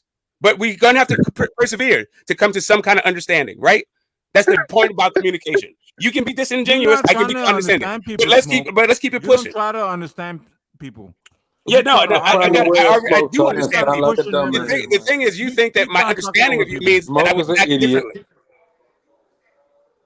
So anyway, like I was saying, all right, when it like nobody has the right to cause harm or damage to another person through lies. Nobody has that right. Ain't nobody talking about that. That's the second time you try to pull that. That's literally the same principle when you're saying, I can lie. If you're talking about an institution or an individual, nobody has this right. I can lie more in my publications with no consequences. Smoke, you a damn fool, man. You a damn fool, Smoke, man. You a damn we ain't talking about hurting nobody, man. Don't add the hurting people part because that's a specific part of the law. You know that's a specific part of the law. What do you think that? When you said they're going to sue them? What do you think that they'll be suing for? They're suing you for your dumb ass shit, man. Yeah, exactly. Harm or damage, right? Harm or right? No. Yes, harm or damage. Harm or damage from a newspaper is just it not being true. Just it not being true alone is harm or damage from a newspaper. Correct. Nobody has the right, whether or not you're an institution or an individual, to cause harm or damage to somebody else through lies. Nobody has that. You an idiot. Listen, Smoke. You still doing it, bruh. Like dumbass, you really still do. I done told you 3 times already. Stop doing that, and you still doing it. No, it's almost like listen again. I'm gonna tell you again. I said it one more time. I'm gonna show you, and you won't do it anymore. 3 times. Listen. I'm gonna show you one more time that I know. I'm gonna say it's not effective. You idiot ass motherfucker, man. I'm gonna show you one more time that I know what you're doing. We're not talking about screaming fire in the movie theater. You know why I'm saying that, right, Smoke? That's the thing about free speech. It's not protected. Some speech isn't protected. That is a question about protected speech. Right. So that's what you're pulling from. That's what you're pulling from. That's literally not what I'm pulling from. And you think we don't know that's what you're pulling from, because that's why you keep pulling from there. That's why you keep pulling from there, because you think we don't know that's where you're pulling it from. You are pulling from there. When you talk about when you say magazines are getting sued. It's about protected speech. Some speech is protected, some isn't. What isn't protected speech is lying about somebody and it causes damages. Then you can sue. We don't give a fuck about that. Protected. I don't worry about that. Newspress have protection from. That's what I'm about. News press has protection from prosecution, not from liability. Oh, you know, again, that's what I'm saying, man. Shut that smoke ass bitch ass has the up, right man. to do this, whether you're institution or an individual. Bitch ass you smoke, cannot man. go out there disseminating false information, and you know it's false information, and without being culpable. I can, yes, I can. I can absolutely do that without being culpable.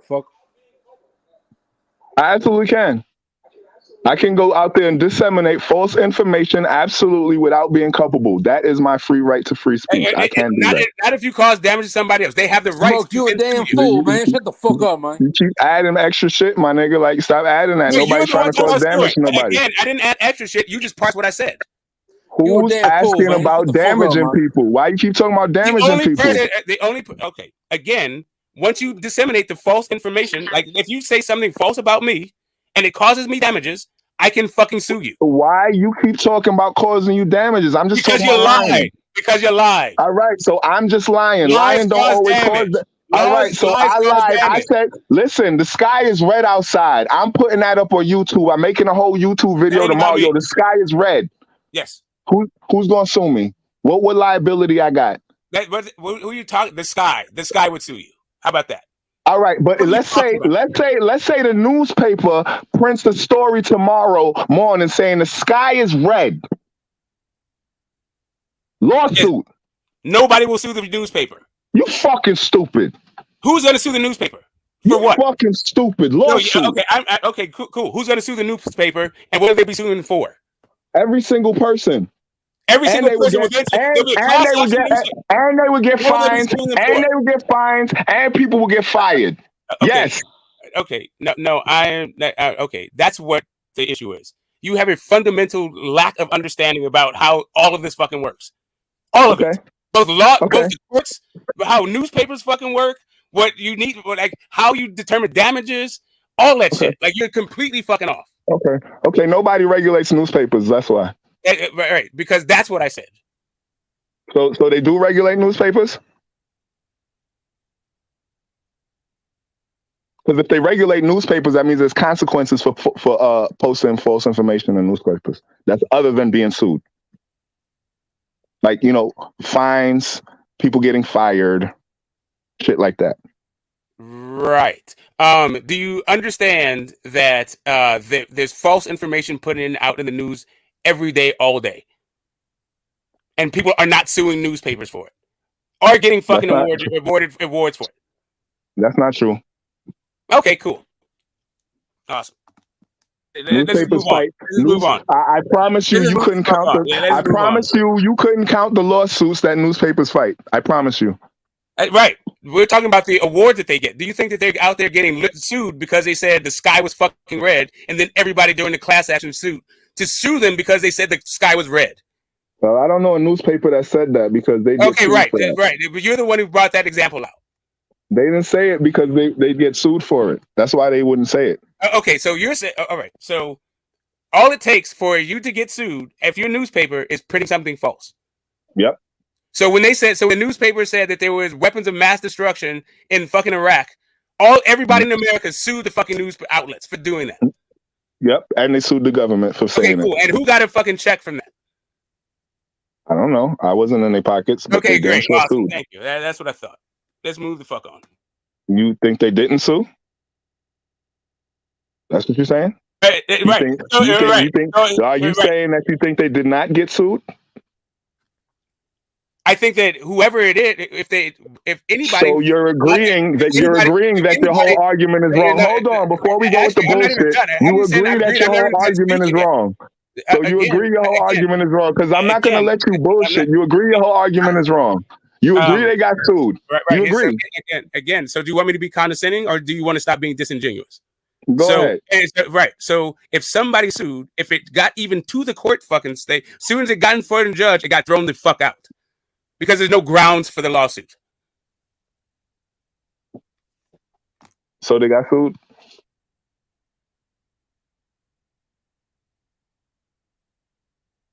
Yes or no question?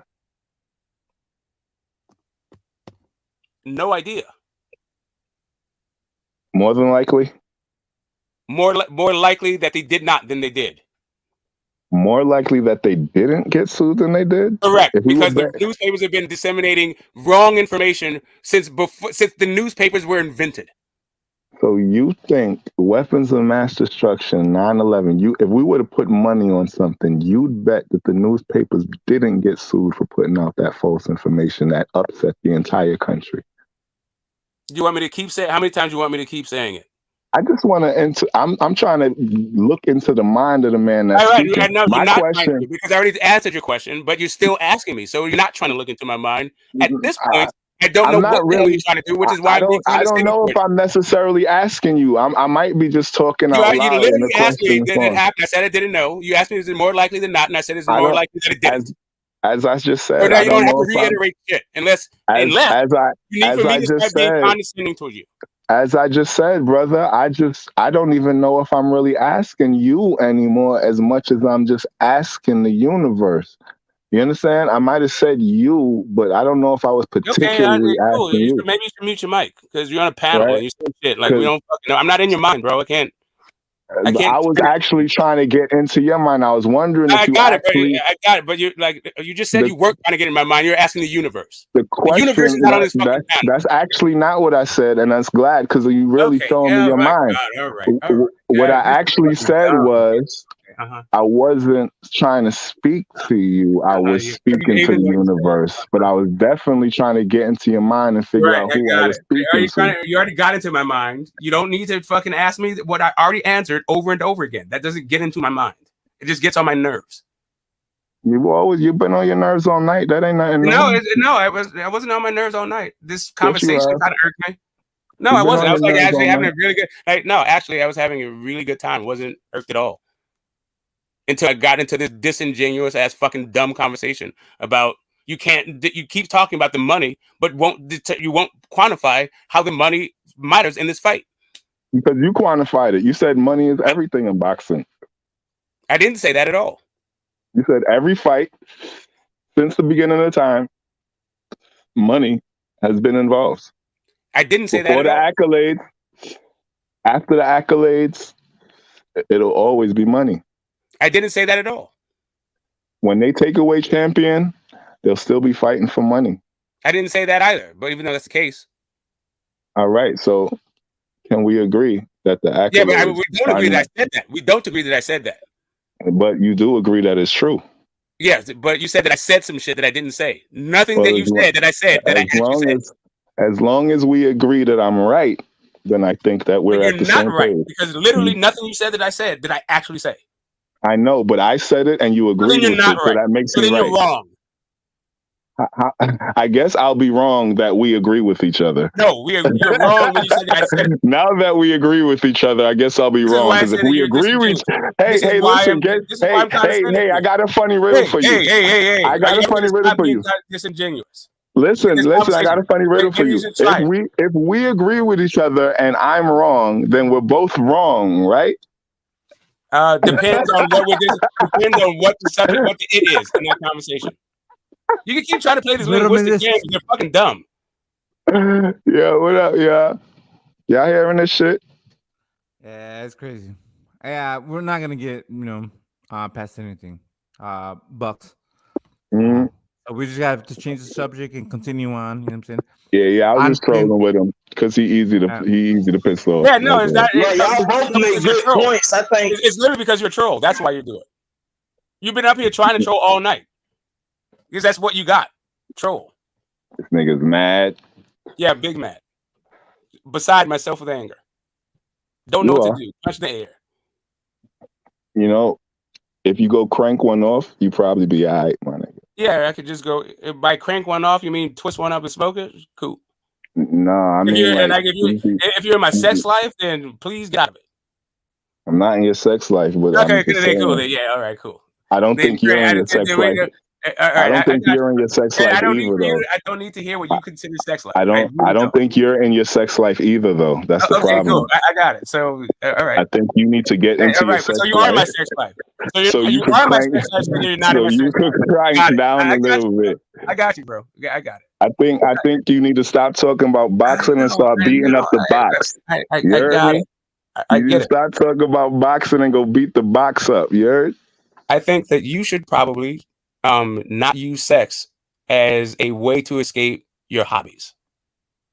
Damn, unless sex is your hobby. That sounded gay as fuck, bro. I ain't gonna lie to you, bro. I know it would to a guy who's addicted. That sounded like some shit a virgin would say, bro. You in a monastery or something? No, I'm a guy who raised grown ass kids, and I don't need to fucking fuck every 5 seconds. You single That's now? what I sound like. You single now? I thought you weren't in my sex life. I'm just saying, you talking about you a man. Not in my sex life. You a man talking about not fucking, bro. You a man talking about not fucking. So I'm trying to understand that. Hey, bro, you done? You must be done talking boxing, bro, because you talking about some other shit. Yeah, he's a troll. You can't talk boxing. Come on, bro. It's not me, the man talking about not fucking. Yeah, let's get on some other shit, bro. Fuck all that. I'm a man. I was just asking what he was talking about. That's all. All the other things. Fuck all of that, man. Let me break this. You giving me pale good chocolate brownie vibes. I don't know. Like, I do understand better than fuck. Like, I don't get it. Hey, yeah, it's all good, man. Boxing ain't fucking like we're talking about boxing. Hey, but let's check this out. Hey, man, I just want to know: are you ready? That's for the whole panel. Are you ready? Yeah, are y'all ready? Y'all don't even know what y'all ready for. So, you know what I mean? But Smoke, I got you. Smoke. Check it out. Terence Crawford. Check it out, y'all. Check it out. Bam! Bam! It's fight night. Let's go. The next George Foreman. The next George Foreman tonight. Smoke. Are you ready? God, man, look at how Carlos Takam is looking these days. Ooh, shit, nigga. Hey, my boy finna catch a body, bruh. I think he actually was signed to Golden Boy at one point. I think Golden Boy signed him first, Smoke. So, man, this kid is a monster straight out of Russia. He's the protege of Arthur Beterbiev. Arthur Beterbiev, the #1 light heavyweight in boxing. All knockouts. Same thing with this guy. All knockouts like Beterbiev. He's a monster. He about to destroy Carlos Takam. Anthony Joshua couldn't even knock out Takam. He finna punish him, bro. So y'all don't miss the fights tonight on ESPN, bro. We got Friday night fights back. The knockout artist straight from Russia. You know what I mean? The next George Foreman, Arslan, the Lion, Makhmudov, bro. He finna destroy Carlos Takam, man. He finna destroy him. And remember, Carlos Takam, he beat Jerry Forrest. Jerry Forrest was the same guy that had a draw with Zhang. And remember, Zhang had a tough ass fight with Hrgovic. A lot of people thought Zhang beat Hrgovic in that fight. So, man, this is gonna be a good fight tonight. Y'all don't want to miss it. Live on ESPN. You know what I mean? Top ranked boxing, some of the best. I'm excited, bro. Gonna be a hell of a fight, man. I'm tuned in. But you know, the hot topic is Spence and Crawford. But we do got some boxing on tonight. Y'all don't want to miss it. Heavyweights, man. What's up with it, King Smoke, man? I told you Terence Crawford don't duck no smoke, man. Hey, Shalom, Don King. Hey, don't duck no smoke. He came at 147 looking for the big fish, man. And now the big fish is backed into a corner. Now he got to fight his way out, my nigga. Errol Spence was forced to take this fight. We forced him to take this fight, bruh. That part right there. I want to give a shout out to my dude, Don King, a.k.a. H Money, Mr. Motherfucking Moolah. So all you motherfuckers want to see Ben Israel Don, I'm pulling up tonight, my G. Any one of you motherfucking Bud Crawford fan, starting with you, Smoke, and you fuck with Errol Spence, but I want you in the corner tonight, Smoke. All you motherfucking Don King fan on any platform, Ben Israel gonna be here on H Money, motherfucking Mr. Moolah, motherfucking AKA Don King, and Ben Israel gonna be here. And if all y'all want to smoke, cause we got undisputed. We got this shit here now. Ain't no motherfucking excuses going backwards. Oh, he capping, he this money. We ain't pocket watching no motherfucking mo. And I ain't finna let you motherfucker hold that narrative up. So if you motherfuckers want to smoke, I ain't come for it tonight. It's 7 o'clock Eastern time. 4 o'clock Western time. I don't know where you motherfuckers at, but tonight I want you motherfuckers to plug in. We're going to have yours truly, Ben Israel, on here ranting all motherfucking night. All motherfucking night. And if any one of you motherfucking Bud Crawford with any one of you narratives, let's go. Ben Israel, you are a I ain't come for the smoke tonight. tomorrow night, y'all motherfucker hit the like button. You heard that. I know you heard it. Don't try to ignore Goat. You heard what Goat said. Say it again, Goat. Show up tomorrow night. Go. It go for you too, especially you. If you want to go, I hear you, Don King. I hear any one of you motherfuckers. Ain't no call. I go tell your friends from them different platforms. Ben Israel want the smoke. Oh, okay. TNT steps up to the plate. TNT steps up to the plate. He got a question for you. Go ahead. Hey, Ben. Did you Shalom, that, bro. What's up, homeboy? Shalom. Did you say that AJ had a dog in him? Hey, man, listen. We can talk about all that tomorrow night. I cook for that for a minute. For a minute. Just for a minute, since you asked my opinion about that. AJ is a warrior. If he going to fight with Tyson Fury, listen what I'm finna tell you. In my eyes, he a warrior. But motherfucking Eddie Hearn will be a bitch to put AJ in there with Tyson Fury. The Egyptian assassin right now. Why AJ going through what he going through. But tomorrow night, tonight, Ben Israel will be here. And Don King, bring all your trolls up. Tell them Ben Israel want that smoke. Y'all go get them. Let all of them unleash on me. And I promise you, I'm going to destroy these motherfuckers. I've been waiting on this fight. You know how long I've been waiting on this shit. I got books and shit I'm finna cook these, all you motherfuckers on. And y'all bring this switch shit. The minute Bud switch, I'm going to tell you motherfuckers, this something to go to sleep on. The minute Bud switch. It sounds like you worried about him switching. It sounds like the minute Bud switch, his ass going to sleep. The minute he switch, his lights going out. The minute Bud switch, his lights going out. You saying that because you don't want him to switch. The minute I want him to switch. I love that. I'm supporting the switch. Switch, Bud. That's why you brought it up. Stay in the pocket too, Bud. While you switch in the pocket and watch his lights go out. Hey, you worried about it. That's why you said something, nigga. That's why y'all been hearing my homeboy trying to cook you dudes all night long. But he don't got the energy Ben Israel got. I know. Hell wrong with y'all. I'm gonna cook you dudes tonight. Y'all tell y'all friends. Y'all go over there to the other platform. Say, Ben Israel over there with Don King. Hey, check this out. You got my boy Galloway. I want him too. Galloway. He said, I want Galloway too. Let me ask you one question. Go ahead. Hey Ben, do you see Errol, EJ, and Bud? How you see that going down, Ben? I say it's a beautiful fight. And to all you dudes thinking I don't sit there and give Terence Crawford his credit, Terence Crawford is a phenomenal fighter. A phenomenal fighter. Let's not sit here and think Bud Crawford is some of your Uber driver. Nah, he's the best fighter. Let's say call it for what it is. Your Uber driver will park the car and beat the shit. If you think Terence Crawford is an Uber driver, he will park the car and beat one of you motherfucking ass sisters. But let me tell you what y'all dealing with. You asked me about the EJ theory. EJ will park the car and beat Bud ass retardedly. And this is what's going to happen. November. And guess what?